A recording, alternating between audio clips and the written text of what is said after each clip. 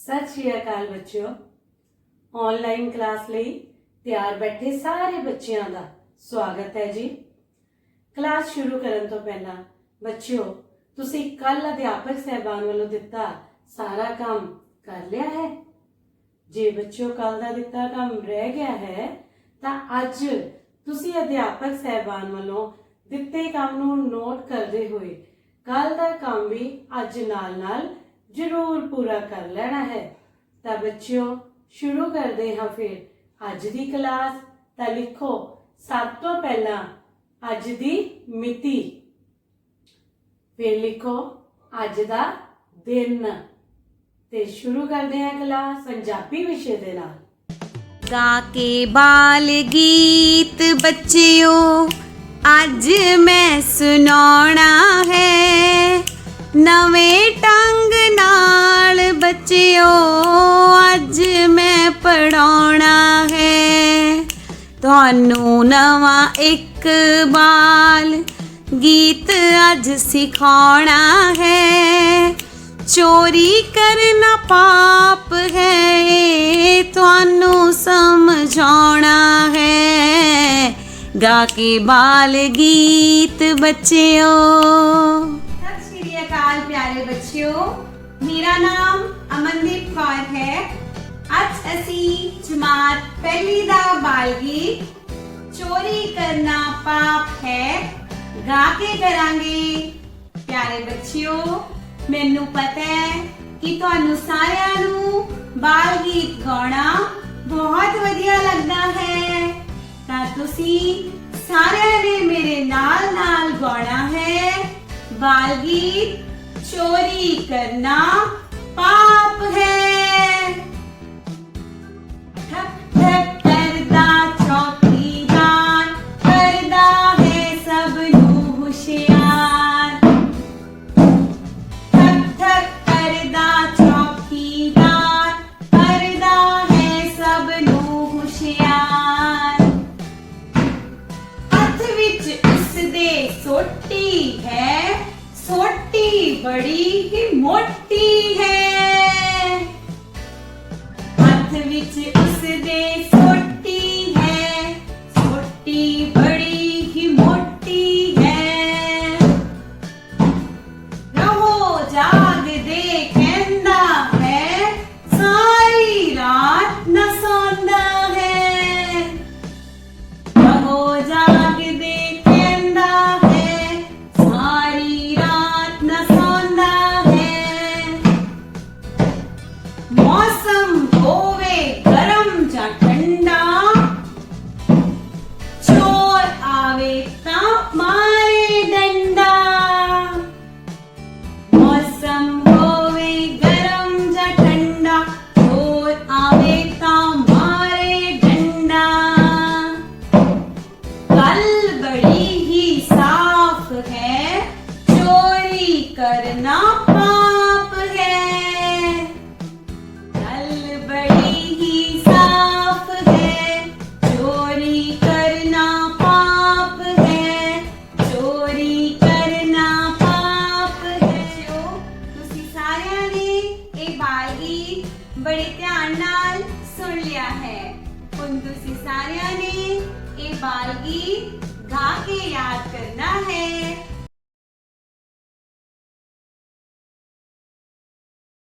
सत श्री अकाल बच्चियों अज असीं सिखांगे कि किसी भी संख्या दे बिल्कुल पहला किहड़ी संख्या आवेगी, बिल्कुल बाद विच किहड़ी संख्या आवेगी अते दो संख्यावां दे विचकार किहड़ी संख्या आवेगी। इस दे लई सब तो पहला असीं 1 तो 9 तक क्रमवार गिनती लिख लैनी है। हुण असीं ये देखना है कि सीधी गिनती राही 1 तो बिल्कुल बाद की आ रहा है 2। केड़ी संख्या आ रही है 2।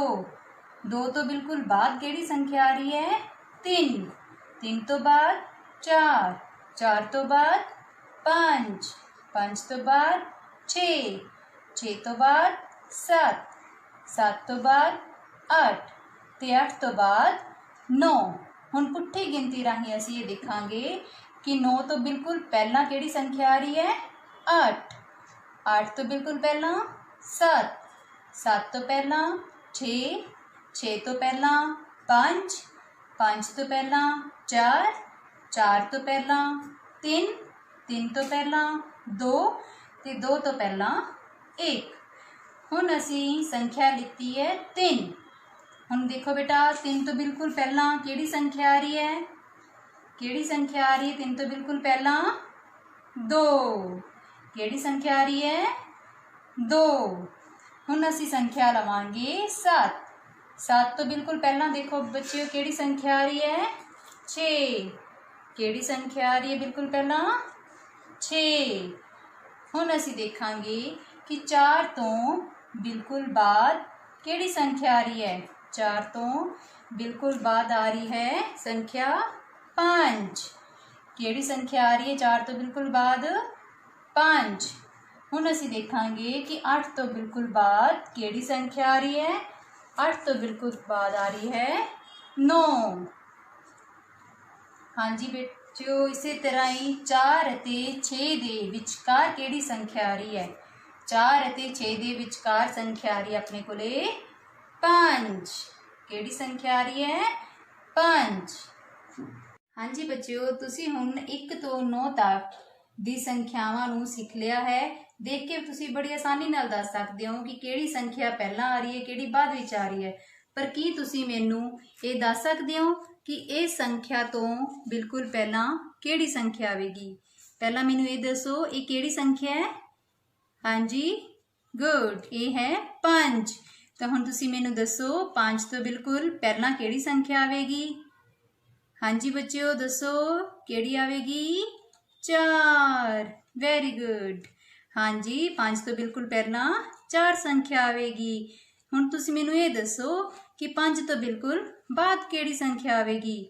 5 ਤੋਂ ਬਿਲਕੁਲ ਬਾਅਦ ਵਿੱਚ ਸੰਖਿਆ ਆਵੇਗੀ 6। Very good. ਹੁਣ ਅਸੀਂ ਇਸੇ ਤਰ੍ਹਾਂ ਹੀ ਕੋਈ ਹੋਰ 2 ਸੰਖਿਆਵਾਂ ਲੈਣੇ ਆ। ਜਿਸ ਤਰ੍ਹਾਂ ਅਸੀਂ 2 ਸੰਖਿਆਵਾਂ ਲਿੱਤੀਆਂ, ਕਿਹੜੀਆਂ ਸੰਖਿਆਵਾਂ ਇਹ? 7 ਅਤੇ 9।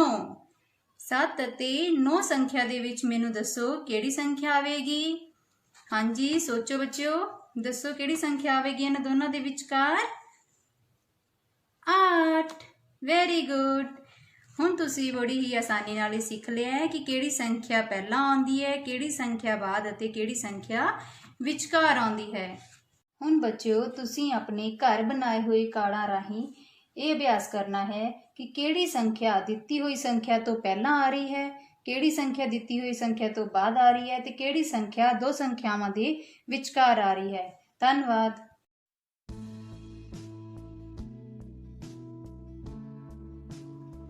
Good morning, children.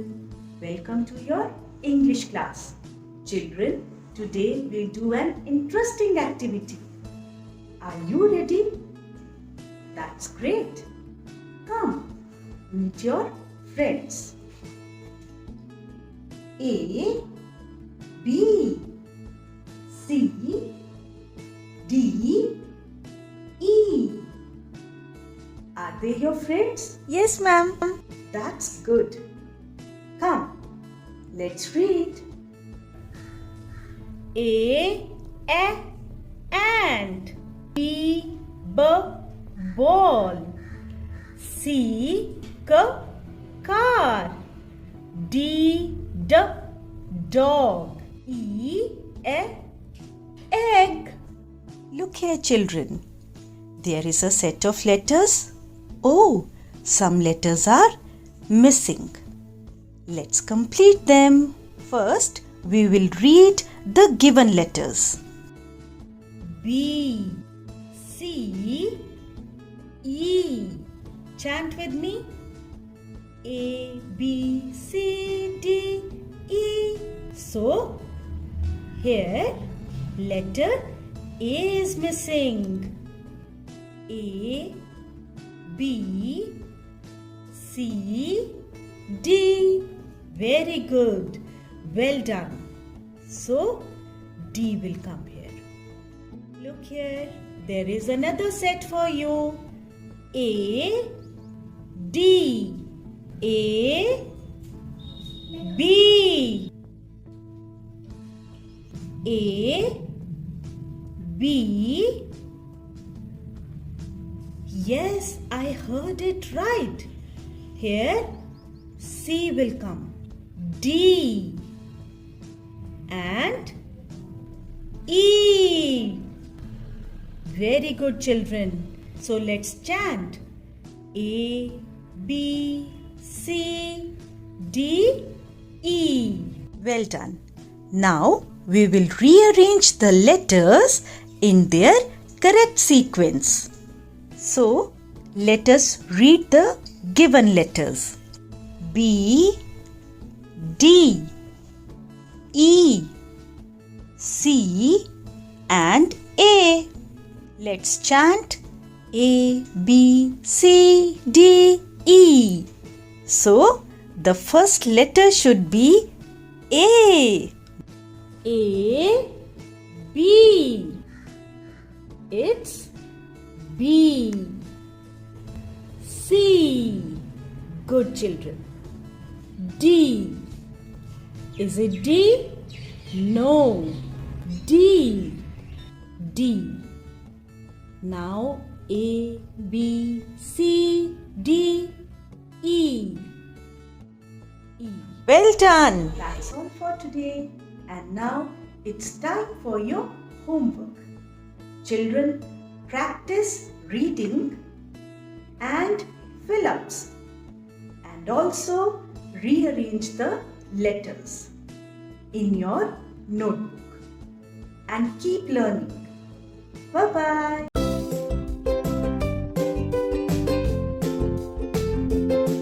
ਪਿਆਰੇ ਬੱਚਿਓ, ਹੁਣ ਤੱਕ ਅਸੀਂ ਮੁਕਤਾ, ਕੰਨਾ, ਸਿਹਾਰੀ ਅਤੇ ਬਿਹਾਰੀ ਮਾਤਰਾ ਲਗਾ ਕੇ ਬਣਨ ਵਾਲੇ ਸ਼ਬਦਾਂ ਨੂੰ ਪੜ੍ਹਨਾ ਸਿੱਖ ਚੁੱਕੇ ਹਾਂ।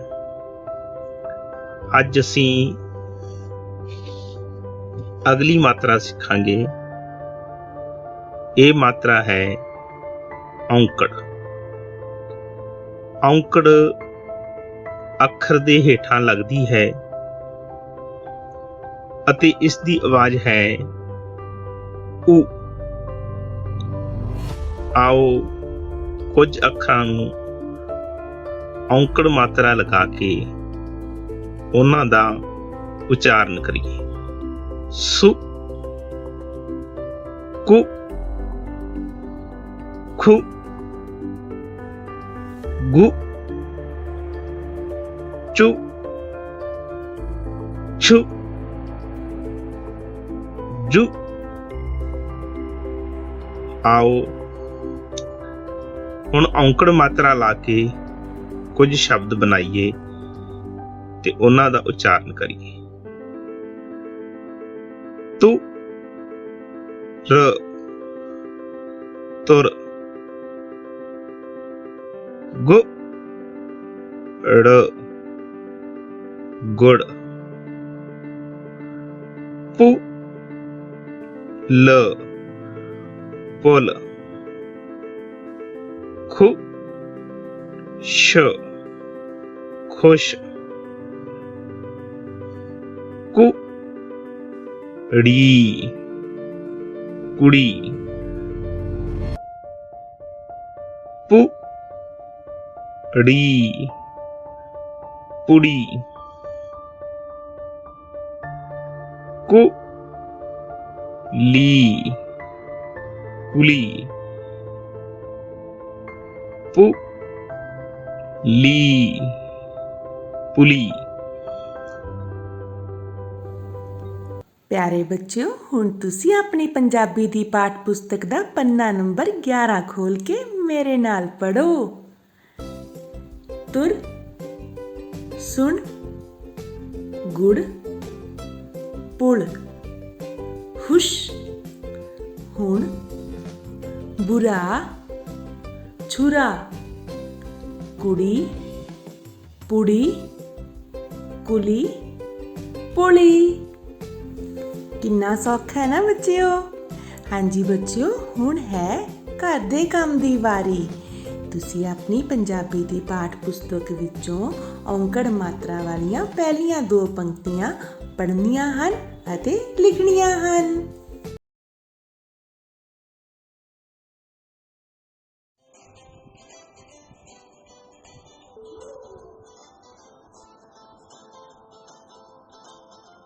सत श्री अकाल प्यारे बच्चों।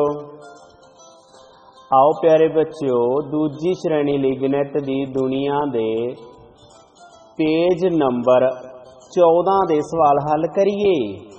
ਤਾਂ ਬੱਚਿਓ ਵੀਡੀਓ ਨੂੰ अंत तक देखियो। ਤਾਂ ਆਪਾਂ ਇਹ सवाल हल ਕਰਦੇ ਆਂ। ਪੂਰੇ ਧਿਆਨ ਨਾਲ ਦੇਖਣਾ ਸਭ ਨੇ। ਸੰਖਿਆ ਨੂੰ ਇਕਾਈਆਂ ਅਤੇ ਦਹਾਈਆਂ ਵਿੱਚ ਲਿਖੋ।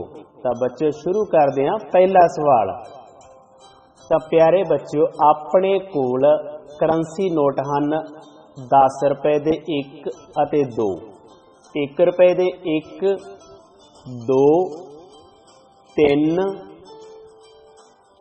ਅਤੇ 4। ਤਾਂ ਪਿਆਰੇ ਬੱਚਿਓ 10 ਰੁਪਏ ਦੇ 2 ਨੋਟਾਂ ਨਾਲ 20 ਅਤੇ 1 ਰੁਪਏ ਦੇ 4 ਨੋਟਾਂ ਨਾਲ 4। 20 4 24।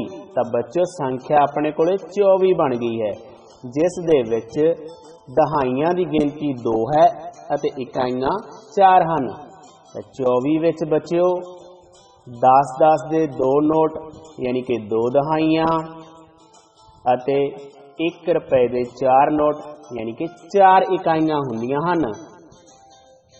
समझ आ गया पहला सवाल सारे बच्चों नूं?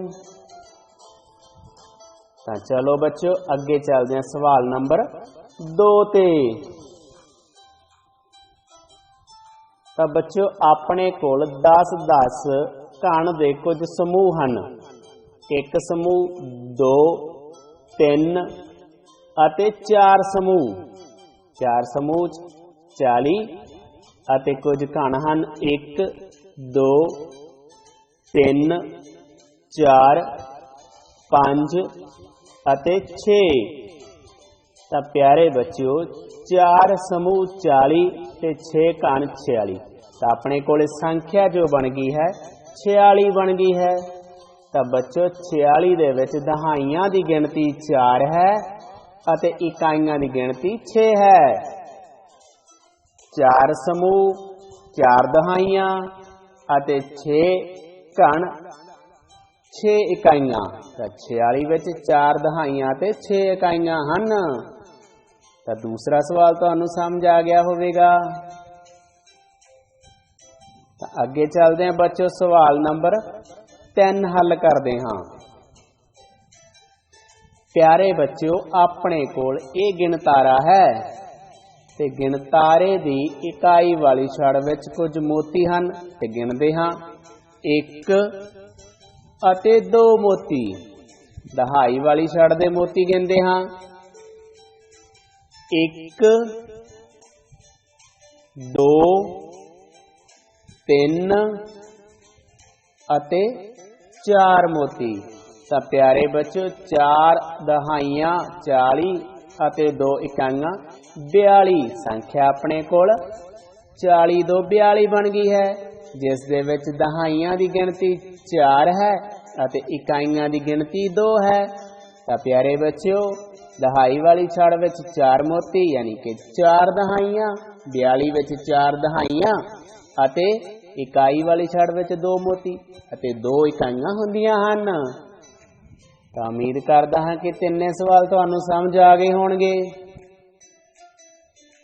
तां प्यारे बच्चों तुसीं पेज नंबर 14 दे सारे सवालां दी एक बार फिर दोहराई करनी है। तां अगली वीडियो विच इसे तरह फिर मिलदे हां।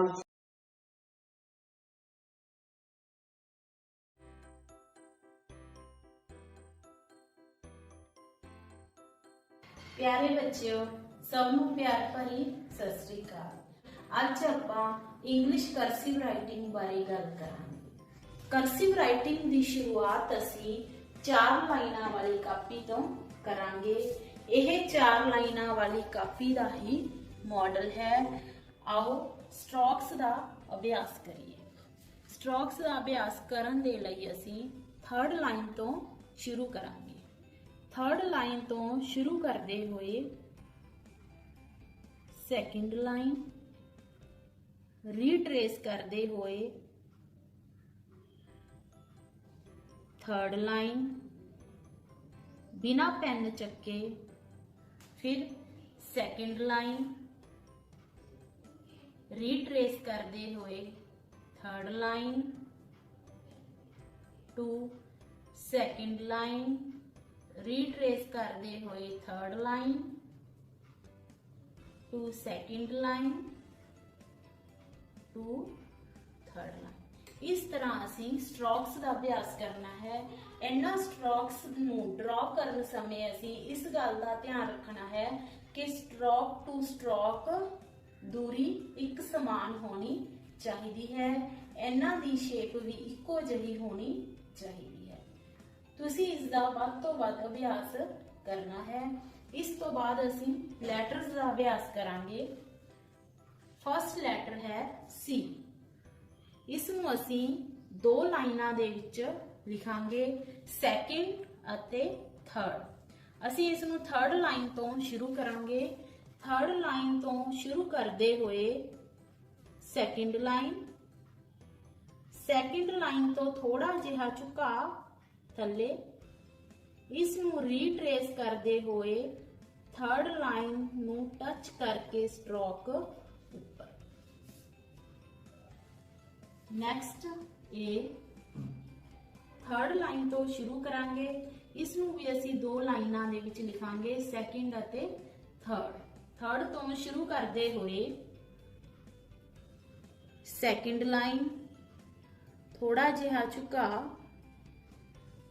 ਰੀਟ੍ਰੇਸ ਕਰਦੇ ਹੋਏ ਥਰਡ ਲਾਈਨ, ओवल शेप दिंदे हुए शेप ਨੂੰ ਬੰਦ ਕਰਦੇ ਹੋਏ ਥਰਡ ਲਾਈਨ ਤੋਂ ਸਟ੍ਰੋਕ। ਇੱਥੇ ਅਸੀਂ ਸਪੇਸ ਛੱਡਾਂਗੇ, ਬੀ ਸ਼ੇਪ ਦੀ ਸਪੇਸ ਛੱਡਣੀ ਹੈ। Next letter D.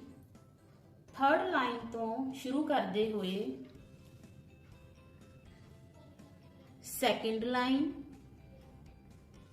ਰੀਟ੍ਰੇਸ ਕਰਦੇ ਹੋਏ ए ਦੀ ਤਰ੍ਹਾਂ ਹੀ ਸ਼ੇਪ ਨੂੰ ਬੰਦ ਕਰਦੇ ਹੋਏ ਫਸਟ ਲਾਈਨ, ਰੀਟ੍ਰੇਸ ਕਰਦੇ ਹੋਏ ਥਰਡ ਲਾਈਨ ਨੂੰ ਟੱਚ ਕਰਕੇ ਸਟ੍ਰੋਕ। ਇੱਥੇ ਵੀ ਅਸੀਂ ਇਸ ਗੱਲ ਦਾ ਧਿਆਨ ਰੱਖਣਾ ਹੈ ਕਿ ਇਸ ਲਾਈਨ ਦੇ ਵਿੱਚ ਕੋਈ ਬੈਂਡ ਨਹੀਂ ਪਾਉਣਾ। ਇੱਥੇ ਅਸੀਂ ਵੀ ਸ਼ੇਪ ਦੀ ਖਾਲੀ ਥਾਂ ਰੱਖਣੀ ਹੈ, ਓਵਲ ਸ਼ੇਪ ਦੇਣੀ ਹੈ। ਹਾਂ ਬੱਚਿਓ, ਹੁਣ ਤੁਸੀਂ ਇਹਨਾਂ ਲੈਟਰਸ ਦਾ ਵੱਧ ਤੋਂ ਵੱਧ ਆਪਣੀ ਕਾਪੀ ਦੇ ਉੱਪਰ ਅਭਿਆਸ ਕਰਨਾ। ਪਿਆਰੇ ਵਿਦਿਆਰਥੀਓ, ਜਿਵੇਂ ਕਿ ਵੀਡੀਓ ਦੇਖ ਕੇ ਤੁਸੀਂ ਸਮਝ ਹੀ ਗਏ ਹੋਣੇ ਕਿ ਅੱਜ ਦਾ ਵਿਸ਼ਾ ਕਿਹੜੀ ਜਮਾਤ ਨਾਲ ਸੰਬੰਧਿਤ ਹੈ। ਅੱਜ ਦਾ ਵਿਸ਼ਾ ਹੈ ਜਮਾਤ ਤੀਜੀ ਲਈ। ਪਾਠ ਦਾ ਨਾਮ ਹੈ ਊਠ ਕਿੱਥੇ ਗਿਆ। करिए शुरू। सो तुहाडी स्क्रीन उत्ते कुछ शब्द आए ने, जिवें माता पिता, जल्दी जल्दी, घुड़सवार। ये दो शब्दों नूं मिला के बने हैं। अजिहे शब्दों नूं असीं समासी शब्द कहते हैं। समास का अर्थ है जोड़ना। दो शब्दों नूं जोड़ के बनाए गए शब्द नूं समासी शब्द कहते हैं। दो शब्दों को जोड़न लई जोड़नी भी लगाई जाती है। पता है ना जोड़नी, विश्राम चिन्ह दे विच असीं लगाई सी जोड़नी छोटी डैश। अज असीं पाठ विच आए केवल दोहराव वाले समासी शब्द लभांगे। उपरोक्त शब्दों के विच भी एक शब्द ऐसे है जिहड़ा दोहराव वाला है, जिवें जल्दी जल्दी। सो अज असी अजिहे ही शब्द अपने पाठ दे विचों लभांगे। तुहाडी किताब दा पन्ना नंबर 9 देखो, उसते प्रश्न नंबर 6 है, इस पाठ विचों दोहरा वाले होर शब्द समासी शब्द लिखो जिवें कि उदाहरण विच दस्सिया गया है। उदाहरण की है?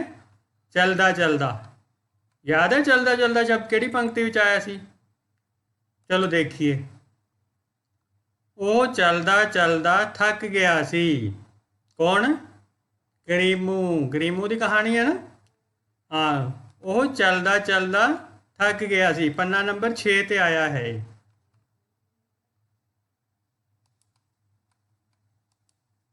ਸੋ ਅਗਲਾ ਸ਼ਬਦ ਹੈ ਦੂਰ ਦੂਰ।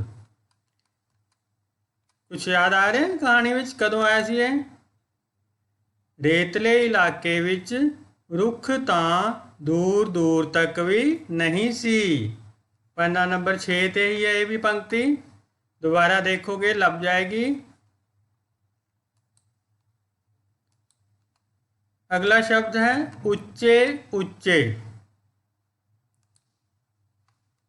ਉੱਚੇ ਉੱਚੇ ਊਠ ਤੇ ਨਾਲ ਉਹਨਾਂ ਦੇ ਲੰਮੇ ਲੰਮੇ ਪਰਛਾਵੇਂ ਦਿਖਾਈ ਦੇ ਰਹੇ ਸਨ। ਪੰਨਾ 7 ਦੇ ਉੱਤੇ ਆਈਏ ਪੰਕਤੀ। ਇੱਥੇ ਧਿਆਨ ਦੇਣ ਵਾਲੀ ਗੱਲ ਇਹ ਹੈ ਕਿ ਇੱਕੋ ਪੰਕਤੀ ਦੇ ਵਿੱਚ 2 ਸਮਾਸੀ ਸ਼ਬਦ ਆਏ ਹਨ, ਉੱਚੇ ਉੱਚੇ ਅਤੇ ਲੰਮੇ ਲੰਮੇ। ਸੋ ਇੱਕੋ ਹੀ ਪੰਕਤੀ ਦੇ ਵਿੱਚ 2 ਸਮਾਸੀ ਸ਼ਬਦ ਹਨ, ਉੱਚੇ ਉੱਚੇ ਤੇ ਲੰਮੇ ਲੰਮੇ। ਸੋ ਇਸ ਤੋਂ ਅਗਲਾ ਸ਼ਬਦ ਅਸੀਂ ਲਿਖਾਂਗੇ ਲੰਮੇ ਲੰਮੇ। ਅਗਲਾ ਹੈ ਲਾ ਲਾ। ਫਿਰ ਹਰੇਕ ਨੂੰ ਹੱਥ ਲਾ ਲਾ ਕੇ ਗਿਣਨ ਲੱਗਿਆ। ਕੌਣ? ਕਰੀਮੂ। ਹਰੇਕ ਨੂੰ? ਕਿਸ ਨੂੰ? ਹਰੇਕ ਊਠ ਨੂੰ ਹੱਥ ਲਾ ਲਾ ਕੇ ਗਿਣਨ ਲੱਗਿਆ। ਇਹ ਪੰਕਤੀ ਵੀ ਪੰਨਾ ਨੰਬਰ 7 ਤੇ ਆਈ ਹੈ।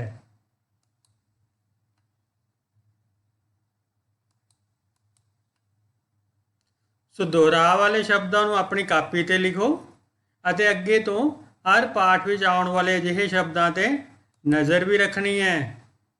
ਦੇਖ ਕੇ ਹੀ ਪਤਾ ਲੱਗ ਜਾਏ ਸਾਨੂੰ ਕਿ ਸਮਾਸੀ ਸ਼ਬਦ ਕਿਹੜਾ ਹੈ।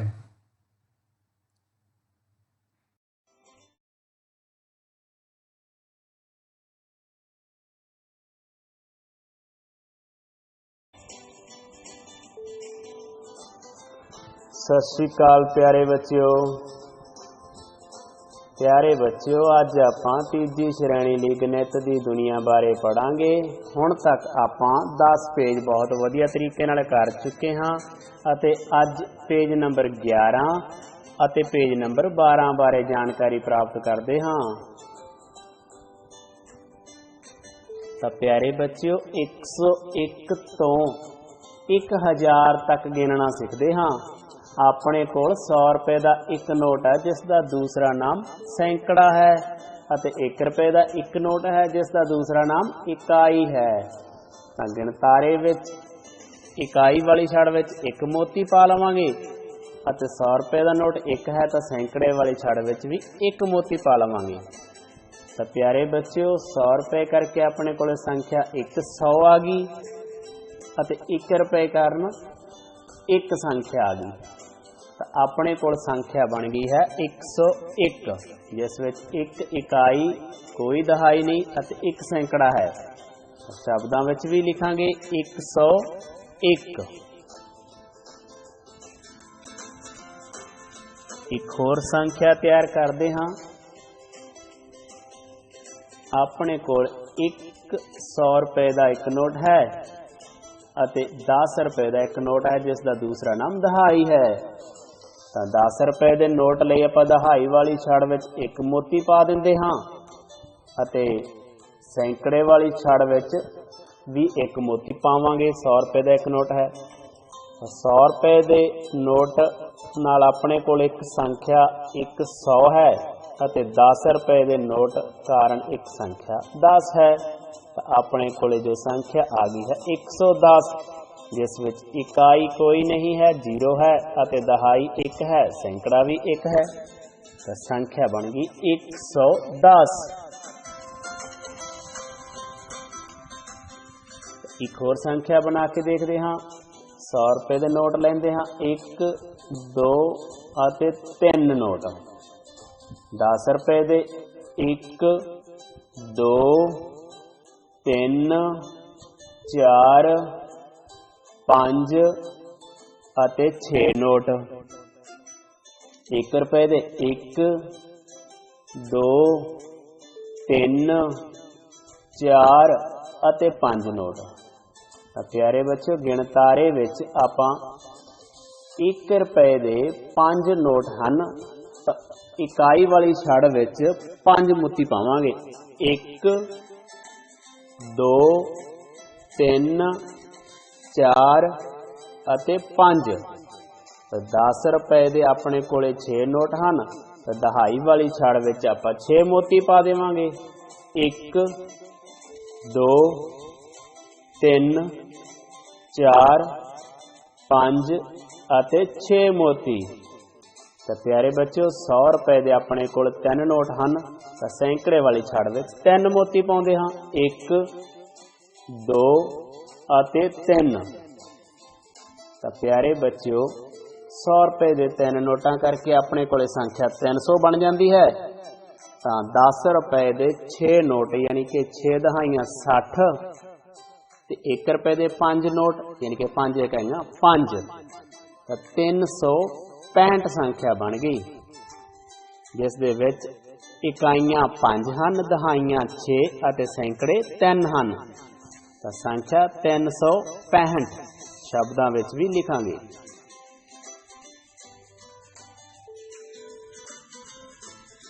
ਤਾਂ ਪਿਆਰੇ ਬੱਚੋ ਹੋਮਵਰਕ ਤੁਸੀਂ ਕਰਨਾ ਕਿ ਪੇਜ ਨੰਬਰ 11 ਅਤੇ 12 ਦੇ ਸਾਰੇ ਸਵਾਲਾਂ ਦਾ ਅਭਿਆਸ ਕਰਨਾ ਹੈ। ਤਾਂ ਮਿਲਦੇ ਹਾਂ ਅਗਲੀ ਵੀਡੀਓ ਵਿੱਚ।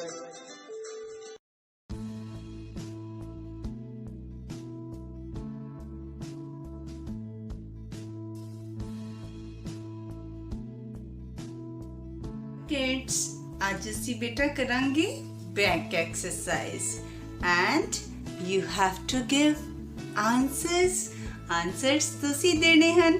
Ready? Okay let's start. Part A.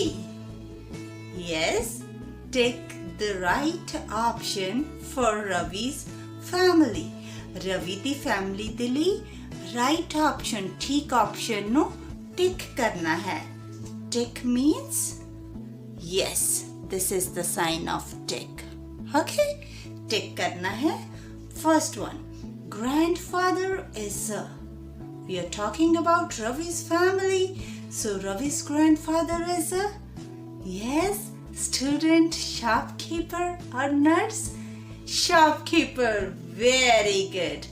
Ravi's grandfather is a shopkeeper. So we will put here tick.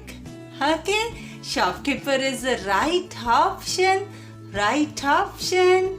Understand the meaning of tick the right option? Good. Yes, Ravi's grandfather is a shopkeeper. Okay, next one.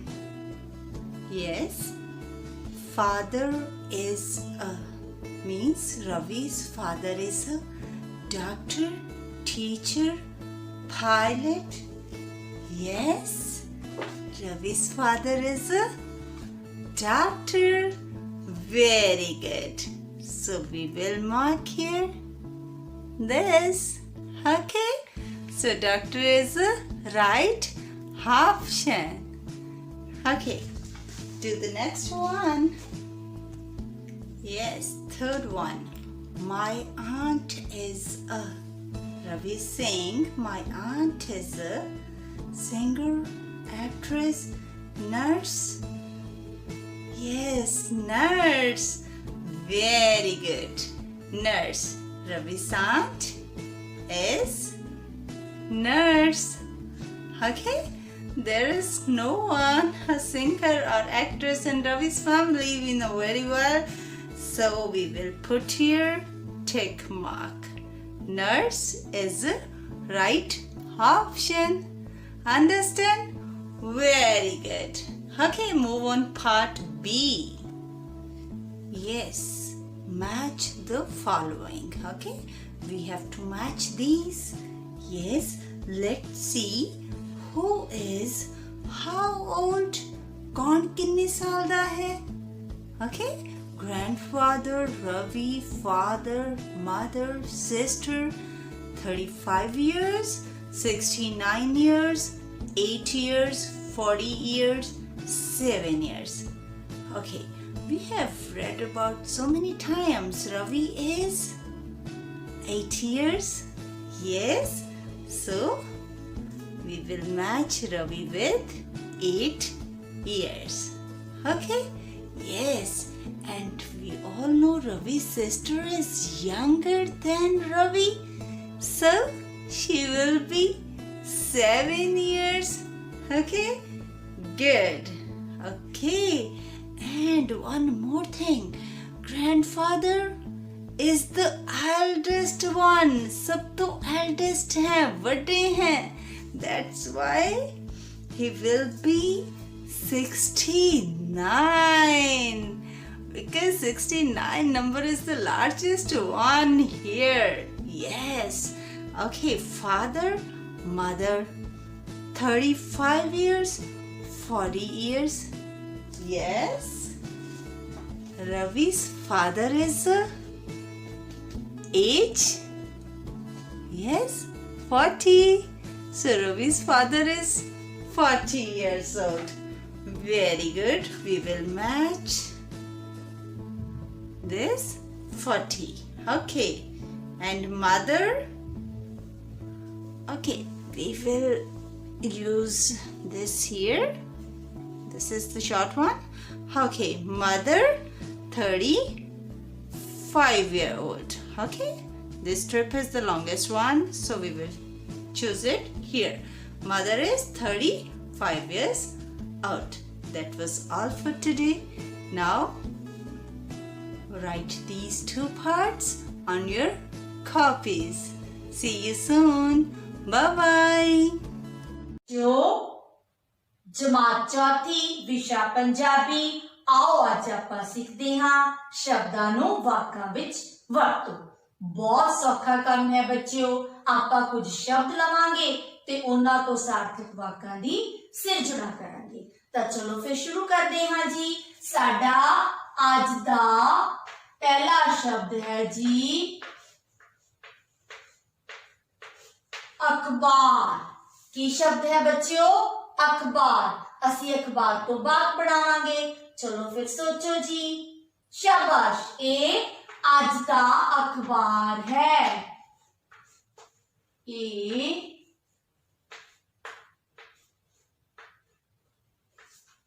ਅੱਜ ਦਾ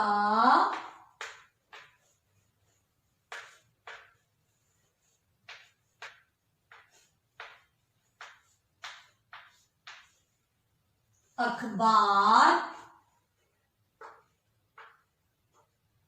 ਹੈ। ਤਾਂ ਅਸੀਂ ਕੀ ਕੀਤਾ? ਅਖਬਾਰ ਸ਼ਬਦ ਲਿਆ ਤੇ ਉਸ ਤੋਂ ਵਾਕ ਦੀ ਸਿਰਜਣਾ ਕਰਤੀ। ਅਖਬਾਰ ਸ਼ਬਦ ਦੀ ਵਰਤੋਂ ਕਰਦੇ ਹੋਏ ਅਸੀਂ ਇੱਕ ਵਾਕ ਬਣਾ ਲਿਆ। ਤੁਸੀਂ ਵਾਕ ਹੋਰ ਵੀ ਬਣਾ ਸਕਦੇ ਹੋ ਬੱਚਿਓ। ਮੈਨੂੰ ਅਖਬਾਰ ਪੜ੍ਹਨ ਦਾ ਬਹੁਤ ਸ਼ੌਂਕ ਹੈ। ਸਾਡੇ ਘਰ ਪੰਜਾਬੀ ਦਾ ਅਖਬਾਰ ਆਉਂਦਾ ਹੈ। ਬਸ ਸਾਡਾ ਵਾਕ ਸਾਰਥਕ ਹੋਣਾ ਚਾਹੀਦਾ ਹੈ। ਚਲੋ ਆਪਾਂ ਇੱਕ ਹੋਰ ਸ਼ਬਦ ਲੈਂਦੇ ਹਾਂ ਜੀ। ਸਾਡਾ ਸ਼ਬਦ ਹੈ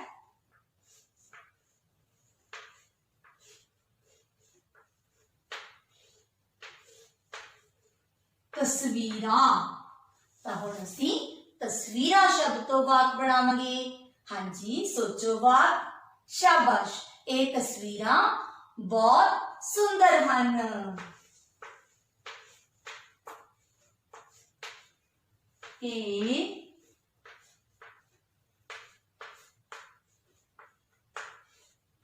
ਤਸਵੀਰਾਂ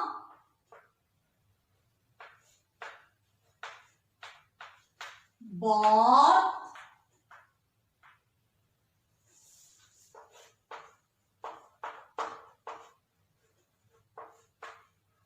ਸੁੰਦਰ ਹਨ। ਤਾਂ ਫਿਰ ਅਸੀਂ ਇੱਕ ਸ਼ਬਦ ਤੋਂ ਇੱਕ ਵਾਕ ਬਣਾ ਲਿਆ ਬੱਚਿਓ। ਤੁਸੀਂ ਇਸ ਤੋਂ ਇਲਾਵਾ ਹੋਰ ਵਾਕ ਵੀ ਬਣਾ ਸਕਦੇ ਹੋ, ਜਿਵੇਂ ਮੈਂ ਤਸਵੀਰਾਂ ਬਣਾ ਰਿਹਾ ਹਾਂ। ਹਾਂਜੀ, ਅਗਲਾ ਸ਼ਬਦ ਅਸੀਂ ਲੈਂਦੇ ਹਾਂ ਬੱਚਿਓ। ਸ਼ਬਦ ਹੈ ਜੀ ਪ੍ਰਵਾਸੀ। ਹਾਂਜੀ, ਪ੍ਰਵਾਸੀ ਦਾ ਵਾਕ ਬਣਾਓ ਜੀ। ਸ਼ਾਬਾਸ਼, ਮੈਨੂੰ ਪ੍ਰਵਾਸੀ ਪੰਛੀ ਬਹੁਤ ਪਿਆਰੇ ਲੱਗਦੇ ਹਨ। ਮੈਨੂੰ ਪ੍ਰਵਾਸੀ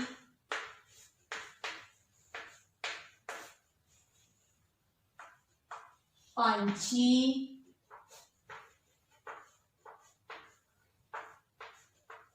ਬਹੁਤ,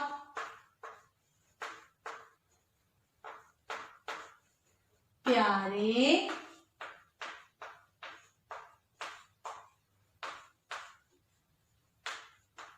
ਲੱਗਦੇ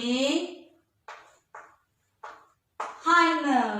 ਤਾਂ ਹੁਣ ਤੁਸੀਂ ਚੰਗੀ ਤਰ੍ਹਾਂ ਸਿੱਖ ਗਏ ਹੋ ਕਿ ਕਿਵੇਂ ਸ਼ਬਦਾਂ ਤੋਂ ਅਸੀਂ ਵਾਕ ਬਣਾਉਣੇ ਹਨ। ਵਾਕਾਂ ਵਿੱਚ ਵਰਤੋ ਸਾਡੀ ਪ੍ਰੀਖਿਆ ਦਾ ਜ਼ਰੂਰੀ ਹਿੱਸਾ ਹੁੰਦਾ ਹੈ ਬੱਚਿਓ, ਤੇ ਅਭਿਆਸ ਪੁਸਤਕ ਵਿੱਚ ਵੀ ਵਾਕਾਂ ਵਿੱਚ ਵਰਤੋ ਜ਼ਰੂਰ ਹੁੰਦਾ ਹੈ। ਇੱਕ ਵਾਕ ਆਪਾਂ ਹੋਰ ਸਿੱਖਾਂਗੇ ਇੱਕ ਸ਼ਬਦ ਤੋਂ। ਸ਼ਬਦ ਹੈ ਜੀ ਧੜਾ,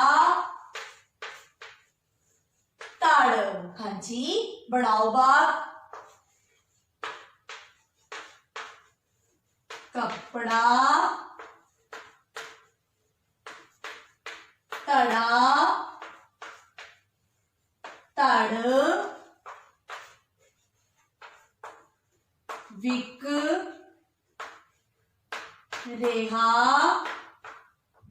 ਹੈ। ਹਾਂਜੀ, ਤਾਂ ਅਸੀਂ ਇੱਕ ਹੋਰ ਵਾਕ ਸਿਰਜ ਲਿਆ ਹੈ। ਤਾਂ ਹੁਣ ਤੁਹਾਨੂੰ ਬਹੁਤ ਚੰਗੀ ਤਰ੍ਹਾਂ ਵਾਕਾਂ ਵਿੱਚ ਵਰਤੋ ਸਮਝ ਆ ਗਈ ਹੈ। ਤਾਂ ਤੁਸੀਂ ਹੁਣ ਕੀ ਕਰਨਾ ਹੈ? ਤੁਹਾਡਾ ਘਰ ਦਾ ਕੰਮ, ਤੁਸੀਂ ਆਪਣੀ ਪਾਠ ਪੁਸਤਕ ਦਾ ਪੰਨਾ ਨੰਬਰ 10 ਖੋਲਣਾ ਹੈ ਬੱਚਿਓ। ਪੰਨਾ ਨੰਬਰ 10।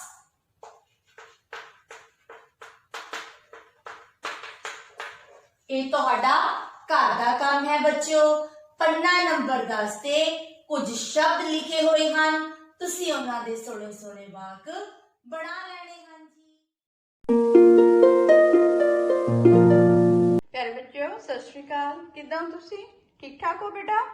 ਹਾਂਜੀ ਬੇਟਾ, ਹੁਣ ਤੱਕ 1 ਤੋਂ 10,000 ਤੱਕ ਸੰਖਿਆਵਾਂ ਬਾਰੇ ਤੁਸੀਂ ਚੰਗੀ ਤਰ੍ਹਾਂ ਜਾਣ ਚੁੱਕੇ ਹੋ। ਥੋੜਾ ਜਿਹਾ ਉਹਨਾਂ ਨੂੰ ਦੁਹਰਾਉਂਦੇ ਆ। ਇਹ ਦੇਖੋ ਬੇਟਾ, 10 ਇਕਾਈਆਂ ਕਾਹਦੇ ਬਰਾਬਰ ਨੇ? 1 ਦਹਾਈ ਦੇ। ਇਦਾਂ ਬੇਟਾ ਦੇਖੋ, 10 ਇਕਾਈਆਂ ਕਾਹਦੇ ਬਰਾਬਰ ਨੇ? 1 ਦਹਾਈ ਦੇ। ਹੁਣ ਜੇਕਰ 10 ਦਹਾਈਆਂ ਲਈਏ ਤਾਂ ਉਹ ਕਾਹਦੇ ਬਰਾਬਰ ਹੋ ਜਾਂਦੀਆਂ ਨੇ? 1 ਸੈਂਕੜੇ ਦੇ। ਠੀਕ ਹੈ ਬੇਟਾ, 10 ਦਹਾਈਆਂ ਬਰਾਬਰ 1 ਸੈਂਕੜਾ। ਉਸ ਤੋਂ ਬੇਟਾ ਅੱਗੇ 10 ਸੈਂਕੜੇ ਕਾਹਦੇ ਬਰਾਬਰ ਨੇ? 1000 ਦੇ ਬਰਾਬਰ। ਜੇਕਰ ਆਪਾਂ 10,000 ਲਈਏ ਤਾਂ ਉਹ ਕਾਹਦੇ ਬਰਾਬਰ ਹੁੰਦੇ ਨੇ? 10,000 ਤੇ। ਹੁਣ 10,000 ਦਾ ਨੋਟ ਨਹੀਂ ਹੁੰਦਾ ਬੇਟੇ, ਉਹਨੂੰ ਇਸ ਤਰ੍ਹਾਂ ਆਪਾਂ ਦਰਸਾਉਣ ਦੇ ਲਈ ਇਹ ਨੋਟ ਬਣਾ ਲਿਆ ਹੈ। ਇਹ ਦੇਖੋ ਬੇਟਾ, ਮੈਂ ਸਵਾਲ ਜਿਹੜੇ ਨੇ ਉਹ ਬੋਰਡ ਤੇ ਲਿਖੇ ਹੋਏ ਨੇ। ਦੂਸਰਾ ਸਵਾਲ ਦੇਖੋ, ਸੰਖਿਆਵਾਂ ਨੂੰ ਸਥਾਨਕ ਮੁੱਲ ਸਾਰਣੀ ਤੇ ਦਰਸਾਓ। ਇਹਦੇ ਵਿੱਚੋਂ ਬੇਟਾ 20 ਸਵਾਲ ਜਿਹੜਾ ਉਹ ਆਪਾਂ ਹੱਲ ਕਰਾਂਗੇ। 20 ਸਵਾਲ ਦਾ ਜਿਹੜਾ ਸੰਖਿਆ ਆ ਉਹ ਦੇਖੋ ਫਲੈਸ਼ ਕਾਰਡ ਤੇ ਲਿਖੀ ਹੋਈ ਹੈ 7605। ਇਹਦੇ ਹਿਸਾਬ ਨਾਲ ਆਪਾਂ ਬੇਟਾ ਪਹਿਲਾਂ ਕਰੰਸੀ ਨੋਟ ਦੇਖਦੇ ਹਾਂ। 1000 ਦੇ 7 ਨੋਟ 7000, 6 ਨੋਟ 100 ਦੇ 600 ਤੇ 0 ਆ ਦਹਾਈ ਦੇ ਸਥਾਨ ਤੇ। 10 ਦਾ ਕੋਈ ਨੋਟ ਨਹੀਂ ਲਵਾਂਗੇ ਤੇ 5 ਨੋਟ 1-1 ਰੁਪਏ ਤੇ। ਇਹ ਹੁਣ ਸੰਖਿਆ ਹੋ ਗਈ 7605। ਜੇ ਆਪਾਂ ਇਹਨੂੰ ਮਾਨ ਕਾਰਡ ਤੇ ਦੇਖੀਏ ਤੇ ਮਾਨ ਕਾਰਡ ਤੇ ਸੰਖਿਆ ਇਸ ਤਰ੍ਹਾਂ ਨਜ਼ਰ ਆਉਂਦੀ ਹੈ 7605। ਇਹਨੂੰ ਜੇ ਆਪਾਂ ਖੋਲ ਕੇ ਦੇਖਦੇ ਹਾਂ ਤਾਂ ਇਹ ਸੰਖਿਆ ਇਸ ਤਰ੍ਹਾਂ ਨਜ਼ਰ ਆਉਂਦੀ ਹੈ 7605। ਠੀਕ ਹੈ ਬੇਟਾ, ਤੇ ਆਪਣਾ ਸਵਾਲ ਹੈਗਾ ਆ ਸਥਾਨਕ ਮੁੱਲ ਸਾਰਣੀ। ਸਥਾਨਕ ਮੁੱਲ ਸਾਰਣੀ ਦੇ ਵਿੱਚ ਆਪਾਂ ਇਦਾਂ ਲੈ ਰਹੇ ਹਾਂ। ਸਭ ਤੋਂ ਪਹਿਲਾਂ ਕੀ ਆ? 10,000 ਦੇ ਸਥਾਨ ਤੇ ਕੁਝ ਨਹੀਂ ਆ, ਆਪਾਂ ਸ਼ੁਰੂ ਕਰਨਾ ਹੈ 7000। ਸੈਂਕੜੇ ਕਿੰਨੇ ਨੇ? 600 ਆ, 600। ਦਹਾਈ ਕੋਈ ਨਹੀਂ ਤੇ ਇਕਾਈ 5। ਠੀਕ ਹੈ ਬੇਟਾ, ਮਾਨ ਕਾਰਡ ਨੂੰ ਆਪਾਂ ਜੋੜੀਏ ਤਾਂ ਇਹ ਜਿਹੜਾ ਹੈ इस प्रकार 7605। ਕਾਪੀ ਤੇ ਦੇਖੋ ਬੇਟਾ ਆਪਾਂ ਕੰਮ ਕਿਸ ਤਰ੍ਹਾਂ ਕਰਨਾ ਹੈ। ਸੰਖਿਆਵਾਂ ਨੂੰ ਸਥਾਨਕ ਮੁੱਲ ਸਾਰਣੀ ਤੇ ਦਰਸਾਉਣਾ ਹੈ। ਕਿਸ ਤਰ੍ਹਾਂ? ਸੰਖਿਆ ਲਿਖੀ ਨੀਚੇ, ਫਿਰ ਉਹਨਾਂ ਦੇ ਸਥਾਨ ਤੇ ਇਹਨਾਂ ਨੂੰ ਲਿਖ ਦੇਣਾ ਹੈ। ਹੁਣ ਬੇਟਾ ਤੀਸਰਾ ਸਵਾਲ ਸ਼ਬਦਾਂ ਵਿੱਚ ਲਿਖੋ। 20 ਸਵਾਲ ਆਪਾਂ ਹੱਲ ਕਰਾਂਗੇ। ਸੰਖਿਆ ਹੈਗੀ ਆ 8088। ਇਹਦਾ ਫਲੈਸ਼ ਕਾਰਡ ਬੇਟੇ 8088। ਕਰੰਸੀ ਨੋਟਾਂ ਦੇ ਨਾਲ ਆਪਾਂ ਇਹਨਾਂ ਨੂੰ ਦੇਖੀਏ। 8000 ਸੈਂਕੜਾ ਜਾਂ 100 ਦੇ ਸਥਾਨ ਤੇ ਕੋਈ ਨੋਟ ਨਹੀਂ। ਇਹ ਕੀ ਆ ਗਏ 10 ਦੇ ਨੋਟ 8 80 ਤੇ 1 ਰੁਪਏ ਦੇ 8 ਨੋਟ 88। ਠੀਕ ਹੈ ਬੇਟਾ। ਹੁਣ ਮਾਨ ਕਾਰਡ ਦੇਖੀਏ। ਮਾਨ ਕਾਰਡ ਦੇ ਵਿੱਚ ਦੇਖੋ ਇਹ ਸੰਖਿਆ ਇਸ ਤਰ੍ਹਾਂ ਨਜ਼ਰ ਆਉਂਦੀ ਹੈ। ਇਹਨੂੰ ਜਦੋਂ ਆਪਾਂ ਸੰਖਿਆ ਨੂੰ ਖੋਲਦੇ ਹਾਂ, ਵਿਸਤ੍ਰਿਤ ਕਰਦੇ ਹਾਂ ਤੇ ਦੇਖੋ 8000 80 8 88। ਸ਼ਬਦਾਂ ਵਿੱਚ ਬੇਟਾ ਇਹਨਾਂ ਨੂੰ ਆਪਾਂ ਕਿਸ ਤਰ੍ਹਾਂ ਲਿਖਣਾ ਹੈ? ਦੇਖੋ 8088। ਮਾਨ ਕਾਰਡ ਨੂੰ ਆਪਾਂ ਕਰਦੇ ਹਾਂ, ਜੋੜਦੇ ਹਾਂ ਤਾਂ ਇਹ ਸੰਖਿਆ 8088 ਜਿਹੜੀ ਇਹ ਬਣਦੀ ਹੈ। ਸ਼ਬਦਾਂ ਵਿੱਚ ਸ਼ੀਟ ਤੇ ਦੇਖੋ ਆਪਾਂ ਕਿਵੇਂ ਲਿਖਣਾ ਬੇਟਾ। ਕਾਪੀ ਆਪਣੀ ਤੇ ਸ਼ਬਦਾਂ ਵਿੱਚ ਲਿਖੋ, ਸੰਖਿਆ ਲਿਖੀ ਤੇ ਫਿਰ ਲਿਖਿਆ 8088। ਹੁਣ ਬੇਟਾ ਚੌਥਾ ਸਵਾਲ ਹੱਲ ਕਰੀਏ ਕਿ ਇਹ ਸਵਾਲ ਦੀ ਰਕਮ ਅੰਕਾਂ ਵਿੱਚ ਲਿਖੋ। 20 ਸਵਾਲ ਦੇਖੀਏ। 3875। ਸ਼ਬਦਾਂ ਵਿੱਚ ਦੇਖੋ ਬੇਟਾ ਕਿਸ ਤਰ੍ਹਾਂ ਲਿਖਿਆ ਹੈ 3875। ਹੁਣ ਕਰੰਸੀ ਨੋਟ ਕਿੰਨੇ ਆਉਣਗੇ? 1000 ਦੇ 3 ਨੋਟ 3000। 800 100 ਦੇ 8 ਨੋਟ 800 ਤੇ 75। 70 10 ਦੇ 7 ਨੋਟ ਤੇ 1 ਦੇ 5 note.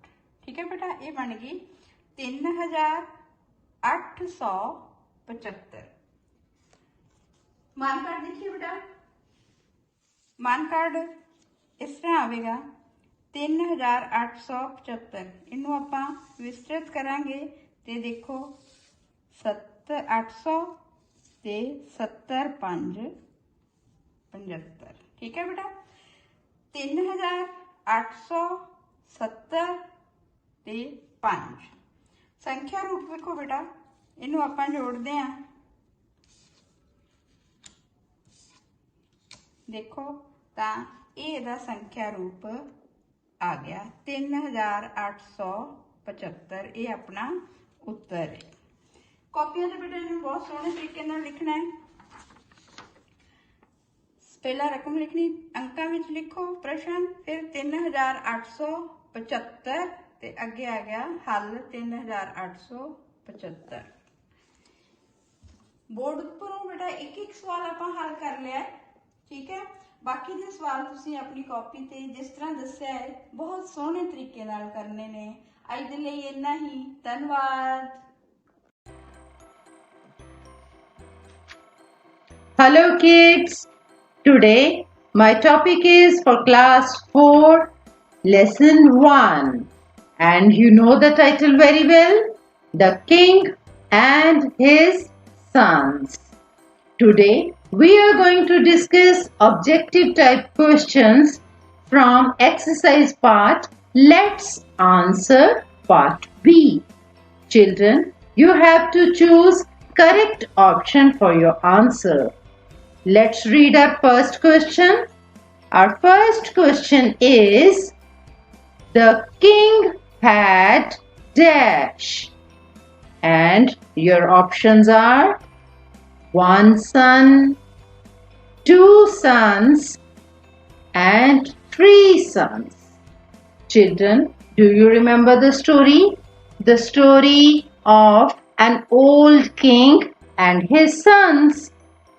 Yes, an old king and his 3 sons. Okay, our answer will be 3 sons. The king had 3 sons. Good. Moving to our next question. Next one is the king gave dash for the task. Yes, how much time was given? Options are 1 week, 2 weeks, or 1 month. Yes? Yes, correct answer is 1 week. The king gave 1 week for the task.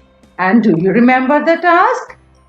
The task was to search such things that can fill the whole space of the big room. Moving to our next question. Our next question is, the dash son was very wise. Yes. And options are first, second, and third. The king had 3 sons, and you know very well, the third son was wisest of the all. So our answer will be third son. And read the sentence. The third son was very wise. He was wise as he was able to complete the task. Yes, moving to our next question. Our last question is, the whole room was filled with dash. And your options are light, air, and wind. Yes, options are light, air, and wind. And you know the correct answer? Yes? Yes? Do you remember the story? The third son lighted the candles and whole room was filled with light. Yes, our correct option is light. And we will read the sentence. The whole room was filled with light. Yes, students, you have discussed 4 objective type questions. Now it's time for your homework. Your homework is, you have to learn spellings of some words from these objective type questions. First word is third. Third. Third. Next is week. WEEK. Week. Next is month. MONTH. Month. Next, light. LIGHT. Light. And last word is second. SECOND. Second. Children, learn these spellings and write down in your notebook. Keep learning. Thank you.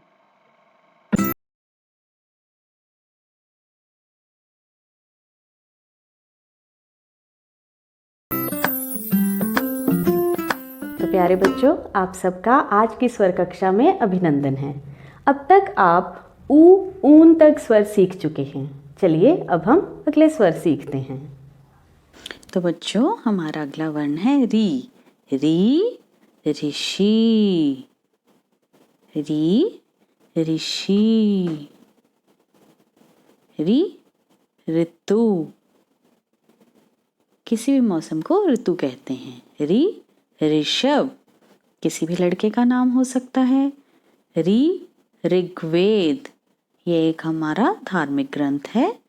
री ऋचा, किसी लड़की का नाम। ये था री। देखा आप सबने? चलिए अब देखते हैं इसे कैसे लिखा जाता है। बहुत ध्यान से देखना है आप सबने। देखिए, इसके साथ साथ लिखने का अभ्यास करना है। तो देखा आप सबने, ये है री। एक बार और देखते हैं। री, री से ऋषि बड़ा महान, देता है वे सबको ज्ञान। हमारा अगला वर्ण है ए। ए से एड़ी, पैर की एड़ी। ए से एक, 1 रुपया होता है ना। ए से एक तारा, एक तारा। ए से एकलव्य, एकलव्य। ए से अलार्म, घड़ी का बजता है हमें उठाने के लिए। ये है ए। चलिए अब देखते हैं इसे लिखना कैसे है। बहुत ध्यान से देखना है, साथ साथ लिखने का अभ्यास भी करना है। तो ये है ए। एक बार फिर से देखिए। ए, ए से एड़ी, ए से एड़ी। ए से एड़ी पर घुंघरू बाजे, भजन गाते फिर मीरा नाचे। तो बच्चों, हमारा अगला वर्ण है ए। ऐसे ऐनक, आंखों पर लगाते हैं ना, ऐनक। ऐसे ऐरावत, हाथी को ऐरावत भी कहा जाता है। ए से ऐलान, ऐसे ऐलान। ऐसे ऐश, ऐश। ऐसे ऐश्वर्य, ऐश्वर्य। तो ये था ए। अब देखते हैं इसे लिखा कैसे जाता है। बिल्कुल जैसे हमने पहले ए लिखा था उसी प्रकार से इसको लिखेंगे और फिर इसके सिर पर एक आड़ी रेखा खींचेंगे जिससे ये ए बन जाएगा। एक बार फिर से देखिए कैसे लिखना है हमने ए। ऐसे ऐनक, ऐसे ऐनक। ऐसे ऐनक तब है लगाते जब हम ठीक से पढ़ ना पाते। तो बच्चों, हमारा अगला वर्ण है ओ। ओ, ओ से ओखली। घर में इसमें मसाला पीसा जाता है ना। ओ से ओस, पानी की बूंदें जो पत्तों के ऊपर होती हैं उसे ओस कहा जाता है। ओस। ओ से ओम, ओम। ओ से ओला, ओला। ओ से ओढ़नी, जो सर पर दुपट्टा लेते हैं उसे ओढ़नी भी कहा जाता है। ये है ओ। चलिए अब देखते हैं इसे लिखते कैसे हैं। बिल्कुल पहले हम अनार की तरह इसे लिखेंगे। अ लिखने के उपरांत बाद में हम एक और खड़ी रेखा लगाएंगे और उसके ऊपर एक आड़ी रेखा, जिसे तिरछी रेखा कहा जाता है, वो लगाएंगे। एक बार फिर से देखिए। ये है ओ। ओ, ओखली।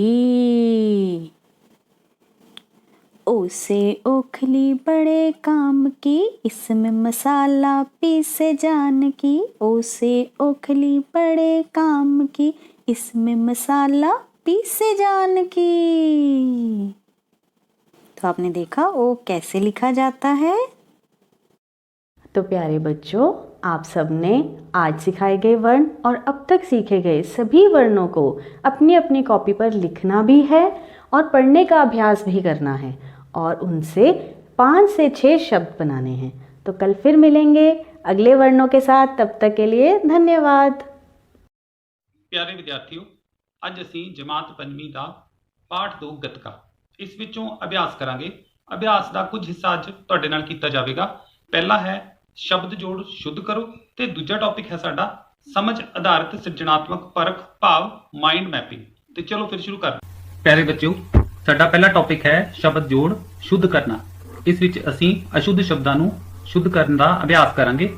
ਪਿਆਰੇ ਬੱਚਿਓ, ਅਸ਼ੁੱਧ ਸ਼ਬਦ ਦੀ ਚੋਣ ਕਰਨ ਲਈ ਸਾਨੂੰ ਉਚਾਰਨ ਕਰਨਾ ਆਉਣਾ ਚਾਹੀਦਾ ਹੈ। ਜੇਕਰ ਅਸੀਂ ਉਚਾਰਨ ਕਰਕੇ ਦੇਖਾਂਗੇ ਤਾਂ ਸੌਖਿਆਂ ਹੀ ਸ਼ੁੱਧ ਚੋਣ ਕਰ ਸਕਦੇ ਹਾਂ। ਕਿਹੜਾ ਸ਼ਬਦ ਸ਼ੁੱਧ ਹੈ ਅਸੀਂ ਵੇਖ ਸਕਦੇ ਹਾਂ। ਹੁਣ ਅਸੀਂ ਪਹਿਲੇ ਸ਼ਬਦ ਵੱਲ ਦੇਖਦੇ ਹਾਂ। ਮੈਂ ਇਸ ਦਾ ਉਚਾਰਨ ਕਰਕੇ ਤੁਹਾਨੂੰ ਵਿਖਾਉਂਦਾ ਹਾਂ। ਪਹਿਲਾ ਹੈ ਭੂਗੋਲਿਕ, ਦੂਜਾ ਹੈ ਭੂਗੋਲਿਕ, ਤੀਜਾ ਹੈ ਭੂਗੋਲਿਕ, ਚੌਥਾ ਹੈ ਭੂਗੋਲਿਕ। ਹੁਣ ਤੁਸੀਂ ਅੰਦਾਜ਼ਾ ਲਗਾਓ ਕਿ ਕਿਹੜਾ ਸ਼ਬਦ ਸਹੀ ਹੋਵੇਗਾ। ਬਿਲਕੁਲ ਠੀਕ ਜੀ, ਬਹੁਤੇ ਬੱਚਿਆਂ ਨੇ ਸਹੀ ਅੰਦਾਜ਼ਾ ਲਗਾਇਆ। ਸਾਡਾ ਤੀਜਾ ਸ਼ਬਦ ਹੈ ਭੂਗੋਲਿਕ, ਇਹ ਸ਼ੁੱਧ ਹੈ। ਹੁਣ ਅਸੀਂ ਦੂਜੇ ਸ਼ਬਦ ਵੱਲ ਵਧਾਂਗੇ। ਦੂਜਾ ਸ਼ਬਦ ਹੈ ਸਾਡਾ ਤੁਹਾਡੇ ਸਾਹਮਣੇ। ਹੁਣ ਤੁਸੀਂ ਇਸ ਦਾ ਅਭਿਆਸ ਕਰਨਾ ਹੈ। ਉਚਾਰਨ ਕਰਕੇ ਦੇਖੋ ਕਿ ਕਿਹੜਾ ਸ਼ਬਦ ਸਹੀ ਜਾਂ ਸ਼ੁੱਧ ਹੋ ਸਕਦਾ ਹੈ। ਬਿਲਕੁਲ ਠੀਕ ਜੀ, ਬਹੁਤੇ ਬੱਚਿਆਂ ਨੇ ਸਹੀ ਅੰਦਾਜ਼ਾ ਲਗਾਇਆ। ਸਾਡੇ ਕੋਲੋਂ ਇਸ ਗਰੁੱਪ ਦੇ ਵਿੱਚੋਂ ਚੌਥਾ ਸ਼ਬਦ ਭੁਜੰਗੀ ਸ਼ੁੱਧ ਹੈ। ਹੁਣ ਅਸੀਂ ਅਗਲੇ ਸ਼ਬਦ ਵੱਲ ਵਧਦੇ ਹਾਂ। ਇਸ ਦਾ ਉਚਾਰਨ ਮੈਂ ਕਰਾਂਗਾ। ਪਹਿਲਾ ਹੈ ਸਿਖਲਾਈ, ਦੂਜਾ ਹੈ ਸਿਖਲਾਈ, ਤੀਜਾ ਹੈ ਸਿਖਲਾਈ, ਚੌਥਾ ਹੈ ਸੇਖਲਾਈ। ਹਾਂਜੀ, ਦੇਖਿਆ ਬੱਚਿਓ ਕਿੰਨੀ ਜਲਦੀ ਅਸੀਂ ਅਸ਼ੁੱਧ ਸ਼ਬਦ ਦੇ ਵਿੱਚੋਂ ਸ਼ੁੱਧ ਸ਼ਬਦ ਚੁਣ ਸਕਦੇ ਹਾਂ। ਇਹਨਾਂ ਦੇ ਵਿੱਚੋਂ ਸਾਡੇ ਕੋਲ ਤੀਜਾ ਸ਼ਬਦ ਸਿਖਲਾਈ ਸ਼ੁੱਧ ਹੈ। ਹੁਣ ਅਗਲੇ ਸ਼ਬਦ ਵੱਲ ਵੇਖਦੇ ਹਾਂ। ਉਚਾਰਨ ਕਰਕੇ ਦੇਖੋ ਬੱਚਿਓ, ਕਰੋ ਪਹਿਚਾਣ ਕਿ ਕਿਹੜਾ ਸ਼ਬਦ ਸ਼ੁੱਧ ਹੋਵੇਗਾ। ਬਿਲਕੁਲ ਠੀਕ ਜੀ, ਇਹਨਾਂ ਵਿੱਚੋਂ ਸਾਡੇ ਕੋਲ ਦੂਜਾ ਸ਼ਬਦ ਯੂਨੀਵਰਸਿਟੀ ਸ਼ੁੱਧ ਹੈ। ਹੁਣ ਅਸੀਂ ਅਗਲੇ ਸ਼ਬਦ ਵੱਲ ਚੱਲਦੇ ਹਾਂ। ਇਸ ਦਾ ਉਚਾਰਨ ਕਰਕੇ ਦੇਖੋ ਬੱਚਿਓ, ਬਿਲਕੁਲ ਠੀਕ ਜੀ, ਬਹੁਤੇ ਬੱਚਿਆਂ ਨੇ ਅੰਦਾਜ਼ਾ ਸਹੀ ਲਗਾਇਆ ਹੈ। ਇਹਨਾਂ ਦੇ ਵਿੱਚੋਂ ਸਾਡੇ ਕੋਲ ਤੀਜਾ ਸ਼ਬਦ 올림픽 ਸ਼ੁੱਧ ਹੈ। ਹੁਣ ਸਾਡੇ ਕੋਲ ਅਗਲਾ ਸ਼ਬਦ ਹੈ। ਇਸ ਦਾ ਉਚਾਰਨ ਮੈਂ ਕਰਾਂਗਾ। ਪਹਿਲਾ ਸ਼ਬਦ ਹੈ ਪਛੋਕੜ, ਦੂਜਾ ਹੈ ਪਛੋਕੜ, ਤੀਜਾ ਹੈ ਪਿਛੋਕੜ, ਚੌਥਾ ਹੈ ਪਿਛੋਕੜ। ਦੇਖਿਆ ਬੱਚਿਓ, ਹੁਣ ਅਸੀਂ ਇਹਨਾਂ ਵਿੱਚੋਂ ਸ਼ੁੱਧ ਸ਼ਬਦ ਜਲਦੀ ਹੀ ਚੁਣਨ ਲੱਗ ਪਏ ਹਾਂ। ਸਾਡੇ ਕੋਲ ਚੌਥਾ ਸ਼ਬਦ ਪਿਛੋਕੜ ਸ਼ੁੱਧ ਹੈ। ਹੁਣ ਅਸੀਂ ਕੀਤੇ ਗਏ ਸਾਰੇ ਅਸ਼ੁੱਧ ਤੋਂ ਸ਼ੁੱਧ ਸ਼ਬਦਾਂ ਦਾ ਅਭਿਆਸ ਕਰਾਂਗੇ, ਦੁਹਰਾਈ ਕਰਾਂਗੇ। ਪਹਿਲਾ ਸ਼ਬਦ ਹੈ ਸਾਡੇ ਕੋਲ ਭੂਗੋਲਿਕ, ਦੂਜਾ ਸ਼ਬਦ ਹੈ ਭੁਜੰਗੀ, ਤੀਜਾ ਸ਼ਬਦ ਹੈ ਸਿਖਲਾਈ, ਚੌਥਾ ਸ਼ਬਦ ਹੈ ਯੂਨੀਵਰਸਿਟੀ, ਪੰਜਵਾਂ ਸ਼ਬਦ ਹੈ 올림픽 ਤੇ ਛੇਵਾਂ ਸ਼ਬਦ ਹੈ ਪਿਛੋਕੜ। ਸਾਡਾ ਦੂਜਾ ਟੌਪਿਕ ਹੈ ਗੱਤਕੇ ਬਾਰੇ ਲਿਖੋ, ਸਮਝ ਆਧਾਰਿਤ ਸਿਰਜਣਾਤਮਕ ਪਰਖ। ਇਹ ਵੀ ਤੁਹਾਡੀ ਪਾਠ ਪੁਸਤਕ ਦੇ ਪੰਨਾ ਨੰਬਰ 12 ਉੱਤੇ ਹੀ ਦਰਜ ਹੈ। ਚਲੋ ਗੱਤਕਾ ਵਿਸ਼ੇ ਤੇ ਸਮਝ ਆਧਾਰਿਤ ਸਿਰਜਣਾਤਮਕ ਪਰਖ ਕਰਦੇ ਹਾਂ, ਜਿਸ ਨੂੰ ਤੁਸੀਂ ਮਾਈਂਡ ਮੈਪਿੰਗ ਵੀ ਕਹਿ ਦਿੰਦੇ ਹੋ। ਬੱਚਿਓ, ਮਾਈਂਡ ਮੈਪਿੰਗ ਜਾਂ ਸਮਝ ਆਧਾਰਿਤ ਸਿਰਜਣਾਤਮਕ ਪਰਖ ਕਰਨ ਸਮੇਂ ਆਪਣੇ ਧਿਆਨ ਵਿੱਚ ਪਾਠ ਲੈ ਕੇ ਆਉਣਾ ਹੈ ਜਿਹੜਾ ਤੁਸੀਂ ਕਰਕੇ ਹਟੇ ਹੋ। ਜਿਵੇਂ ਗੱਤਕਾ ਦੀ ਤੁਸੀਂ ਈ ਕੰਟੈਂਟ ਵੀ ਦੇਖਿਆ ਹੈ, ਪਾਠ ਪੜਿਆ ਵੀ ਹੈ ਤੇ ਇਸ ਬਾਰੇ ਹੋਰ ਵੀ ਬਹੁਤ ਗੱਲਾਂ ਸੁਣੀਆਂ ਅਤੇ ਪੜ੍ਹੀਆਂ ਹਨ। ਹੁਣ ਦੇਖੋ, ਸੋਚੋ ਕਿਹੜੀ ਗੱਲ ਤੁਹਾਨੂੰ ਇਸ ਸਮੇਂ ਯਾਦ ਹੈ, ਗੱਤਕੇ ਨਾਲ ਸੰਬੰਧਿਤ ਕਿਹੜਾ ਸ਼ਬਦ ਯਾਦ ਹੈ। ਜਿਵੇਂ ਮੇਰੇ ਧਿਆਨ ਵਿੱਚ ਇਸ ਸਮੇਂ ਕਰਾਟੇ ਆ ਰਿਹਾ ਹੈ, ਕਿਉਂਕਿ ਕਰਾਟੇ ਖੇਡ ਵੀ ਗੱਤਕਾ ਵਾਂਗ ਹੀ ਸਵੈ ਰੱਖਿਆ ਵਾਲੀ ਖੇਡ ਗਿਣੀ ਜਾਂਦੀ ਹੈ। ਹੁਣ ਤੁਸੀਂ ਦੱਸੋ ਕਿ ਤੁਹਾਡੇ ਧਿਆਨ ਵਿੱਚ ਕਿਹੜੇ ਸ਼ਬਦ ਆ ਰਹੇ ਹਨ। ਬਿਲਕੁਲ ਠੀਕ ਜੀ, ਬਹੁਤ ਸਹੀ ਬੋਲਿਆ ਤੁਸੀਂ। ਜਿਵੇਂ ਜੰਗੀ ਹੁਨਰ, ਗੱਤਕਾ ਇੱਕ ਜੰਗੀ ਹੁਨਰ ਵੀ ਹੈ। ਤੀਜਾ ਸ਼ਬਦ ਕੌਣ ਬੋਲੇਗਾ ਜੀ? ਬਿਲਕੁਲ ਠੀਕ ਜੀ, ਸਵੈ ਰੱਖਿਆ ਵਾਲੀ ਖੇਡ, ਗੱਤਕਾ ਇੱਕ ਸਵੈ ਰੱਖਿਆ ਵਾਲੀ ਖੇਡ ਹੈ। ਹਾਂਜੀ, ਚੌਥਾ ਬਿਲਕੁਲ ਠੀਕ ਜੀ, ਉਸਤਾਦੀ ਸ਼ਾਗਿਰਦੀ, ਗੱਤਕਾ ਵਿੱਚ ਵੀ ਉਸਤਾਦੀ ਸ਼ਾਗਿਰਦੀ ਚੱਲਦੀ ਹੈ। ਜਿਵੇਂ ਮੈਂ ਅੱਜ ਤੁਹਾਡਾ ਉਸਤਾਦ ਹਾਂ ਤੇ ਤੁਸੀਂ ਮੇਰੇ ਸ਼ਾਗਿਰਦ ਹੋ। ਉਸਤਾਦ ਸਿਖਾਉਣ ਵਾਲਾ ਹੁੰਦਾ ਹੈ ਤੇ ਸ਼ਾਗਿਰਦ ਸਿੱਖਣ ਵਾਲਾ ਹੁੰਦਾ ਹੈ। ਬਿਲਕੁਲ ਠੀਕ ਜੀ, ਡੰਡੇ, ਸੋਟੀਆਂ ਅਤੇ ਤਲਵਾਰਾਂ, ਇਹ ਹਥਿਆਰ ਗੱਤਕਾ ਖੇਡਣ ਸਮੇਂ ਵਰਤੇ ਜਾਂਦੇ ਹਨ। ਹੁਣ ਆਖਰੀ ਸ਼ਬਦ ਕੌਣ ਬੋਲੇਗਾ ਜੀ? ਬਿਲਕੁਲ ਠੀਕ ਜੀ, ਗੱਤਕਾ ਵਿੱਚ ਵਿਦਿਅਕ ਮੁਕਾਬਲੇ ਕਰਵਾਏ ਜਾਂਦੇ ਹਨ। ਜਿਵੇਂ ਪੰਜਾਬ ਸਕੂਲ ਸਿੱਖਿਆ ਬੋਰਡ ਵਿੱਚ ਵਿਦਿਅਕ ਮੁਕਾਬਲੇ ਗੱਤਕਾ ਖੇਡ ਦੇ ਵੀ ਕਰਵਾਏ ਜਾਂਦੇ ਹਨ। ਤੁਹਾਡੇ ਵਿੱਚੋਂ ਬਹੁਤੇ ਬੱਚੇ ਵਿਦਿਅਕ ਮੁਕਾਬਲਿਆਂ ਵਿੱਚ ਜਾਂਦੇ ਹੋਣਗੇ ਤੇ ਇਸ ਖੇਡ ਵਿੱਚ ਵੀ ਹਿੱਸਾ ਲੈ ਸਕਦੇ ਹੋ। ਅਸੀਂ ਦੁਹਰਾਈ ਕਰਦੇ ਹਾਂ। ਕਰਾਟੇ, ਜੰਗੀ ਹੁਨਰ, ਸਵੈ ਰੱਖਿਆ ਵਾਲੀ ਖੇਡ, ਉਸਤਾਦੀ ਸ਼ਾਗਿਰਦੀ, ਡੰਡੇ, ਸੂਟੀਆਂ ਤੇ ਤਲਵਾਰਾਂ ਤੇ ਆਖਰੀ ਹੈ ਵਿਦਿਅਕ ਮੁਕਾਬਲਿਆਂ ਵਿੱਚ ਸ਼ਾਮਿਲ। ਪਿਆਰੇ ਬੱਚਿਓ, ਅੱਜ ਅਸੀਂ ਅਭਿਆਸ ਦੇ 2 ਪ੍ਰਸ਼ਨ ਕੀਤੇ ਹਨ। ਤੁਸੀਂ ਆਪਣੀ ਪਾਠ ਪੁਸਤਕ ਦੇ ਪੰਨਾ ਨੰਬਰ 12 ਤੇ ਜਾ ਕੇ ਇਹ 2 ਅਭਿਆਸ ਹੱਲ ਕਰਨੇ ਹਨ। ਜਿਵੇਂ ਕਿ ਬੱਚਿਓ ਮੈਂ ਦੱਸ ਚੁੱਕੀ ਹਾਂ ਕਿ ਅਸੀਂ ਮਾਨ ਕਾਰਡ ਨਾਲ ਸੰਖਿਆਵਾਂ ਬਣਾਉਂਦੇ ਜਾਵਾਂਗੇ ਤੇ ਦੂਜੇ ਪਾਸੇ ਅਸੀਂ ਇਸ ਨੂੰ ਸ਼ਬਦਾਂ ਵਿੱਚ ਲਿਖਦੇ ਜਾਵਾਂਗੇ। ਤੇ ਸਭ ਤੋਂ ਪਹਿਲਾਂ ਬੱਚਿਓ ਮੇਰੇ ਕੋਲ 10,000 ਤੇ ਸ਼ਬਦਾਂ ਵਿੱਚ ਬੱਚਿਓ 10,000। ਹੁਣ ਅਗਲੀ ਸੰਖਿਆ ਬੱਚਿਓ ਮੇਰੇ ਕੋਲ ਦੇਖੋ ਬੱਚਿਓ 10,000 ਤੇ 5,000। 10,000 ਇਹਨੂੰ ਬੱਚਿਓ ਅਸੀਂ ਕੀ ਬੋਲਾਂਗੇ 15,000 200 ਤੇ 30 2 32 ਤਾਂ ਬੱਚਿਓ ਸਾਡੇ ਕੋਲ ਕੀ ਸੰਖਿਆ ਬਣ ਗਈ 15,232 ਤੇ ਸ਼ਬਦਾਂ ਵਿੱਚ ਬੱਚਿਓ 15,232 ਹੁਣ ਬੱਚਿਓ 20,000 ਤੇ 4,000 ਤੇ ਇਸ ਨੂੰ ਬੱਚਿਓ ਅਸੀਂ ਕਿਸ ਤਰ੍ਹਾਂ ਬੋਲਾਂਗੇ 20 4 24,000 700 3 ਬੱਚਿਓ ਇੱਥੇ ਦੇਖੋ ਮੇਰੇ ਕੋਲ ਦਹਾਈ ਵਾਲੇ ਸਥਾਨ ਤੇ ਕੋਈ ਅੰਕ ਨਹੀਂ ਹੈ ਤਾਂ ਅਸੀਂ ਇਸ ਨੂੰ ਕਿਸ ਤਰ੍ਹਾਂ ਪੜਾਂਗੇ 703 24,703 ਤੇ ਸ਼ਬਦਾਂ ਵਿੱਚ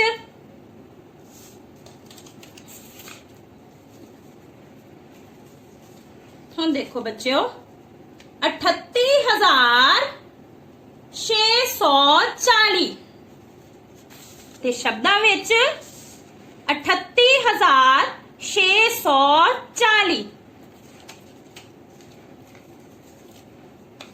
ਹੁਣ ਦੇਖੋ ਬੱਚਿਓ 50,000 ਤੇ 3,000 ਤੇ ਇਸ ਨੂੰ ਬੱਚਿਓ ਅਸੀਂ ਕਿਸ ਤਰ੍ਹਾਂ ਬੋਲਾਂਗੇ 53,000 ਤੇ ਹੁਣ ਬੱਚਿਓ ਮੇਰੇ ਕੋਲ ਸੈਂਕੜੇ ਵਾਲੇ ਸਥਾਨ ਤੇ ਕੋਈ ਅੰਕ ਨਹੀਂ ਹੈ ਤਾਂ ਬੱਚਿਓ ਇਸ ਨੂੰ ਅਸੀਂ ਕਿਸ ਤਰ੍ਹਾਂ ਪੜਾਂਗੇ ਸੰਖਿਆ ਨੂੰ 53,014 ਤੇ ਸ਼ਬਦਾਂ ਵਿੱਚ 53,014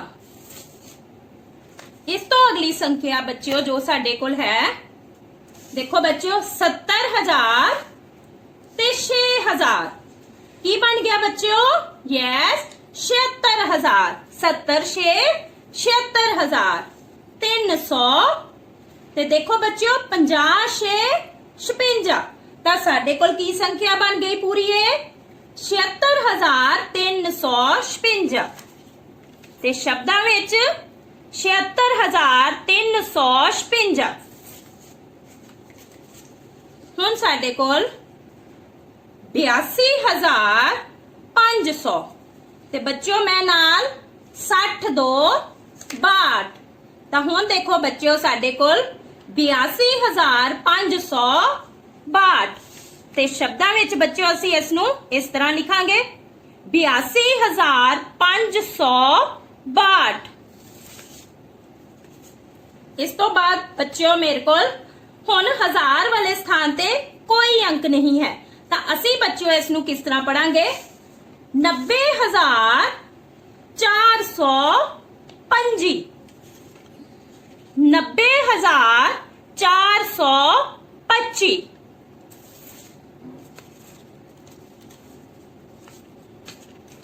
ਹੁਣ ਦੇਖੋ ਬੱਚਿਓ ਸਾਡੇ ਕੋਲ ਜੋ ਅਗਲੀ ਸੰਖਿਆ ਅਸੀਂ ਤਿਆਰ ਕੀਤੀ ਹੈ 90,000 ਤੇ 6,000 ਸੋ ਬੱਚਿਓ ਸਾਡੇ ਕੋਲ ਕੀ ਬਣ ਗਿਆ 90 6 96,000 200 ਤੇ ਬੱਚਿਓ ਮੇਰੇ ਕੋਲ ਦਹਾਈ ਵਾਲੇ ਸਥਾਨ ਤੇ ਹੁਣ ਕੋਈ ਅੰਕ ਨਹੀਂ ਹੈ ਤਾਂ ਬੱਚਿਓ ਅਸੀਂ ਇਸ ਸੰਖਿਆ ਨੂੰ ਕਿਸ ਤਰ੍ਹਾਂ ਪੜਾਂਗੇ 96,201 ਤੇ ਸ਼ਬਦਾਂ ਵਿੱਚ ਲਿਖਾਂਗੇ ਬੱਚਿਓ ਇਸ ਤਰ੍ਹਾਂ 96,201 ਤੇ ਬੱਚਿਓ ਅਸੀਂ ਅੱਜ ਕਿੱਥੋਂ ਤੱਕ ਸੰਖਿਆਵਾਂ ਦਾ ਅਭਿਆਸ ਕਰਨਾ ਸੀ ਲੱਖ ਤੱਕ ਦੇਖੋ ਬੱਚਿਓ ਇੱਕ ਨਾਲ ਅਸੀਂ ਕਿੰਨੀਆਂ ਜ਼ੀਰੋਆਂ ਲਗਾਈਆਂ 5 ਤਾਂ ਇਹ ਬੱਚਿਓ ਸਾਡੇ ਕੋਲ ਕੀ ਸੰਖਿਆ ਬਣ ਗਈ 1 ਲੱਖ ਤੇ ਇਸ ਨੂੰ ਅਸੀਂ ਸ਼ਬਦਾਂ ਵਿੱਚ ਦੇਖੋ ਬੱਚਿਓ ਇਸ ਤਰ੍ਹਾਂ ਲਿਖਾਂਗੇ ਹੁਣ ਬੱਚਿਓ ਤੁਸੀਂ ਵੀ 10,000 ਤੋਂ 1 ਲੱਖ ਤੱਕ ਦੀਆਂ ਸੰਖਿਆਵਾਂ ਦੇ ਮਾਨ ਕਾਰਡ ਬਣਾ ਕੇ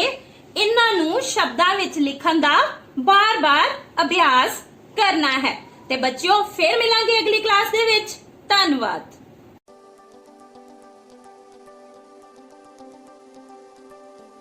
Hello dear students, let's learn English. Today my topic is from lesson 1 of class 5. The name of the lesson is The Elf and the Shoemaker. Our topic today is glossary. Firstly, I would like to tell about meaning of glossary. It is a list of words related to a specific subject with explanation. So all the words which we are going to do today are related to chapter number 1, the elves and the shoemaker. We will also discuss about meanings of these words. So shall we start? The first word is elves. The meaning of elves is dwarf creatures of fairy tale. So elves are imaginary beings who are small but man-like. They are very short in height. Mostly they are found as characters of fairy tales. The next word is shoemaker.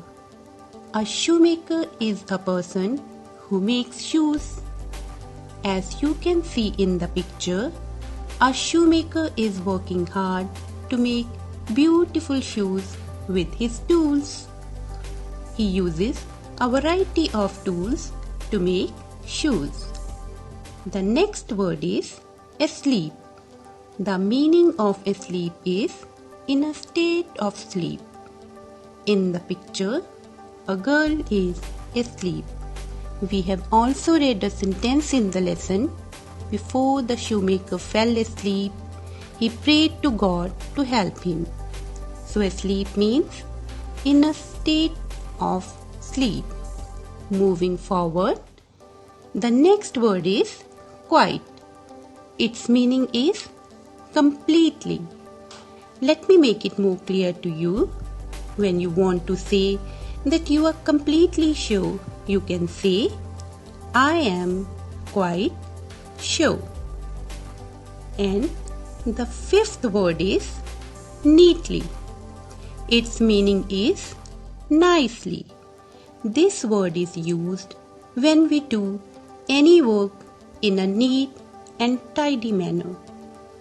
After looking at the picture, we can say the shoe is neatly made.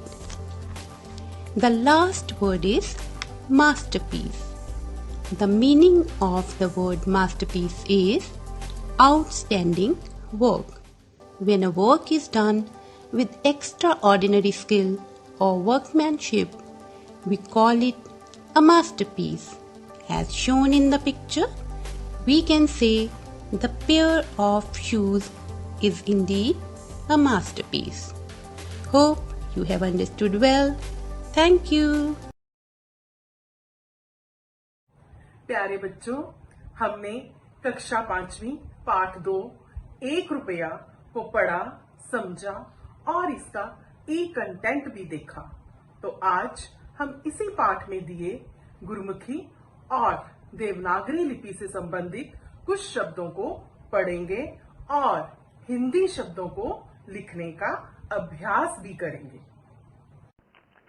प्यारे बच्चों, जैसे कि आप सबको पता ही है कि पंजाबी की लिपि गुरमुखी है, तो हिंदी की लिपि क्या है? बोलो बोलो, हिंदी की लिपि क्या है? देवनागरी। सभी बच्चों को पता है, वेरी गुड। तो आज हम पंजाबी के कुछ ऐसे शब्द करेंगे जिनको कि हम हिंदी की लिपि देवनागरी में लिखेंगे। तो हमारे पास पहला शब्द है ईश्वर। ईश्वर। तो देवनागरी लिपि में इसे कैसे लिखेंगे? ईश्वर। ईश्वर। आधा श, आधे श की आवाज आ रही है ना, तो उसे बोलेंगे भी आधा और लिखेंगे भी आधा। ईश्वर। हमारे पास दूसरा शब्द है बालक। बालक।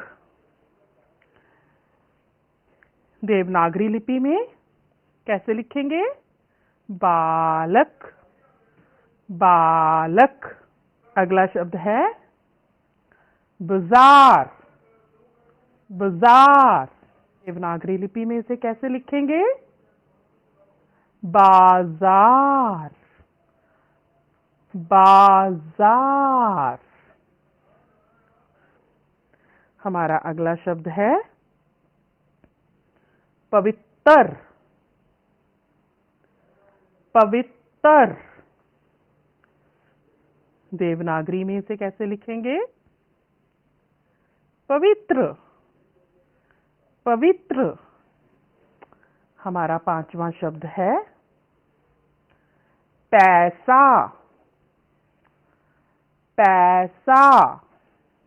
तो देवनागरी में इसे कैसे लिखेंगे? पैसा। पैसा। छठा शब्द है रेडी। रेडी नागरी में कैसे लिखेंगे? रेहड़ी। रेहड़ी। रेहड़ी।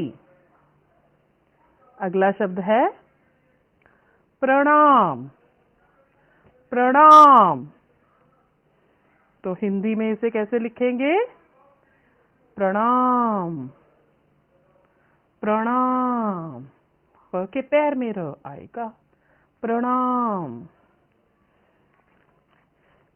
ये थे हमारे कुछ गुरुमुखी लिपि के शब्द जिन्हें कि हमने देवनागरी लिपि में लिखा।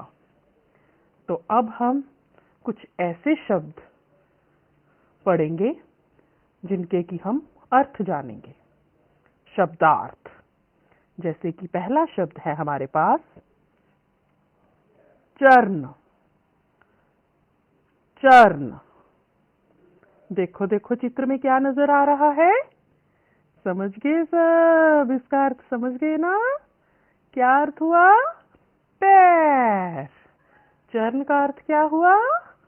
पैर। चित्र से स्पष्ट हो गया। हमारा दूसरा शब्द है प्रणाम। प्रणाम। क्या अर्थ हुआ इसका? देखो देखो चित्र में क्या हो रहा है? सब क्या कर रहे हैं? हाथ जोड़कर अभिवादन कर रहे हैं। तो इसका अर्थ क्या है? हाथ जोड़कर अभिवादन करना।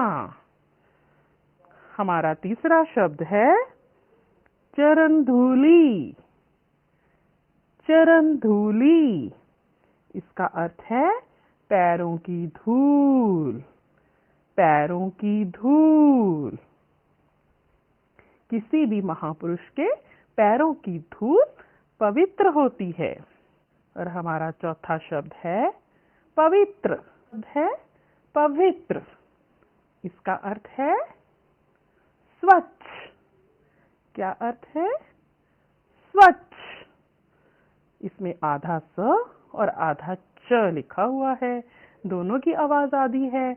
स्वच्छ। प्यारे बच्चों, अब इन सभी शब्दों को आपने अपनी कॉपी में सुंदर सुंदर लिखना है और अपने माता पिता की सहायता से इस पाठ में से और ऐसे शब्द भी ढूंढने हैं। आज पंजवीं नवा विशा नवी दिशा स्वागत जिंदगी। ਅੱਜ ਆਪਾਂ ਮਾਈਂਡ ਮੈਪਿੰਗ ਕਰਦੇ ਹਾਂ ਤੇ ਸ਼ਬਦ ਲੈਂਦੇ ਹਾਂ ਸਫਾਈ। ਸਭ ਤੋਂ ਪਹਿਲਾਂ ਤੁਹਾਡੇ ਦਿਮਾਗ ਵਿੱਚ ਕਿਹੜੀ ਸਫਾਈ ਦਾ ਖਿਆਲ ਆਇਆ? ਸ਼ਾਬਾਸ਼। ਨਿੱਜੀ ਸਫਾਈ, ਚੰਗੀ ਤਰ੍ਹਾਂ ਇਸ਼ਨਾਨ ਕਰਨਾ, ਹੱਥਾਂ ਪੈਰਾਂ ਦੀ ਸਫਾਈ ਰੱਖਣਾ ਤੇ ਵਾਲਾਂ ਨੂੰ ਸਾਫ਼ ਕਰਨਾ। ਚਿਹਰੇ ਦੀ ਸਫਾਈ, ਦੰਦ, ਕੰਨ, ਨੱਕ ਤੇ ਅੱਖਾਂ ਦੀ ਸਫਾਈ ਕਰਨਾ ਤੇ ਕੱਪੜਿਆਂ ਦੀ ਸਫਾਈ। ਪਾਉਣ ਵਾਲੇ ਕੱਪੜੇ ਸਾਡੇ ਸਾਫ਼ ਸੁਥਰੇ ਹੋਣੇ ਚਾਹੀਦੇ ਹਨ। ਜਿਸ ਬਿਸਤਰ ਦੇ ਵਿੱਚ ਅਸੀਂ ਸੌਂਦੇ ਹਾਂ ਉਹ ਵੀ ਸਾਫ਼ ਸੁਥਰਾ ਹੋਣਾ ਚਾਹੀਦਾ ਹੈ। ਘਰ ਦੀ ਸਫਾਈ, ਸਾਫ਼ ਸੁਥਰਾ ਘਰ ਬਿਮਾਰੀ ਦਾ ਨਹੀਂ ਡਰ। ਘਰ ਦੇ ਵਿੱਚ ਰਸੋਈ ਦਾ ਸਾਫ਼ ਹੋਣਾ ਸਭ ਤੋਂ ਵੱਧ ਜ਼ਰੂਰੀ ਹੁੰਦਾ ਹੈ। ਬਾਥਰੂਮ ਸੁੱਕਾ ਹੋਣਾ ਚਾਹੀਦਾ ਹੈ। ਕਮਰੇ ਸਾਫ਼ ਹੋਣੇ ਚਾਹੀਦੇ ਹਨ ਤੇ ਪਖਾਨੇ ਦੀ ਸਫਾਈ ਹਰ ਰੋਜ਼ ਕਰਨੀ ਚਾਹੀਦੀ ਹੈ। ਦੁਆਲੇ ਦੀ ਸਫਾਈ, ਜੀ ਹਾਂ, ਸਾਡਾ ਆਲਾ ਦੁਆਲਾ ਵੀ ਸਾਫ਼ ਹੋਣਾ ਚਾਹੀਦਾ ਹੈ, ਜਿਸ ਵਿੱਚ ਸਾਡੀ ਗਲੀ ਮੁਹੱਲਾ ਹੈ, ਸਾਡੇ ਨੇੜੇ ਦਾ ਬਾਗ ਬਗੀਚਾ ਹੈ। ਇੱਥੇ ਕੂੜਾ ਕਰਕਟ ਅਤੇ ਚਿੱਕੜ ਨਹੀਂ ਫੈਲਣਾ ਚਾਹੀਦਾ। ਸਕੂਲ ਦੀ ਸਫਾਈ ਦਾ ਖਿਆਲ ਰੱਖਣਾ ਵੀ ਬੇहद ਜ਼ਰੂਰੀ ਹੈ। ਸਕੂਲ ਦਾ ਹਰ ਕਮਰਾ, ਬਾਗ ਬਗੀਚਾ, ਦਫ਼ਤਰ, ਲਾਇਬ੍ਰੇਰੀ, ਗਰਾਊਂਡ, ਹਰ ਕੋਨੇ ਨੂੰ ਸਾਫ਼ ਰੱਖਣਾ ਚਾਹੀਦਾ ਹੈ ਤੇ ਸਕੂਲ ਦੇ ਪਖਾਨਿਆਂ ਦੀ ਸਫਾਈ ਦਾ ਖਿਆਲ ਜ਼ਰੂਰ ਰੱਖਣਾ ਚਾਹੀਦਾ ਹੈ। ਜਨਤਕ ਸਥਾਨਾਂ ਦੀ ਸਫਾਈ ਦਾ ਵੀ ਸਾਨੂੰ ਖਿਆਲ ਰੱਖਣਾ ਚਾਹੀਦਾ ਹੈ। ਸੜਕ, ਪਾਰਕ, ਬੱਸ ਅੱਡਾ, ਮਾਰਕੀਟ, ਰੇਲਵੇ ਸਟੇਸ਼ਨ ਇਹ ਜਨਤਕ ਸਥਾਨ ਹੁੰਦੇ ਹਨ। ਗੰਦਗੀ ਨੂੰ ਫੈਲਾਉਣਾ ਨਹੀਂ ਚਾਹੀਦਾ। ਜਨਤਕ ਪਖਾਨਿਆਂ ਦੀ ਵਰਤੋਂ ਤੋਂ ਬਾਅਦ ਸਫਾਈ ਦਾ ਖਿਆਲ ਰੱਖਣਾ ਚਾਹੀਦਾ ਹੈ। ਸਫਾਈ ਦੇ ਨਿਯਮਾਂ ਨੂੰ ਅਪਣਾਓ। ਹੱਥ ਧੋਵੋ, ਬੇਫਿਕਰ ਹੋਵੋ। ਖਾਣਾ ਪਕਾਉਣ ਅਤੇ ਖਾਣ ਤੋਂ ਪਹਿਲਾਂ, ਨੱਕ ਸਾਫ਼ ਕਰਨ ਤੋਂ ਬਾਅਦ, ਪਖਾਨੇ ਜਾਣ ਤੋਂ ਬਾਅਦ, ਕੱਚੇ ਭੋਜਨ ਨੂੰ ਛੂਹਣ ਤੋਂ ਬਾਅਦ।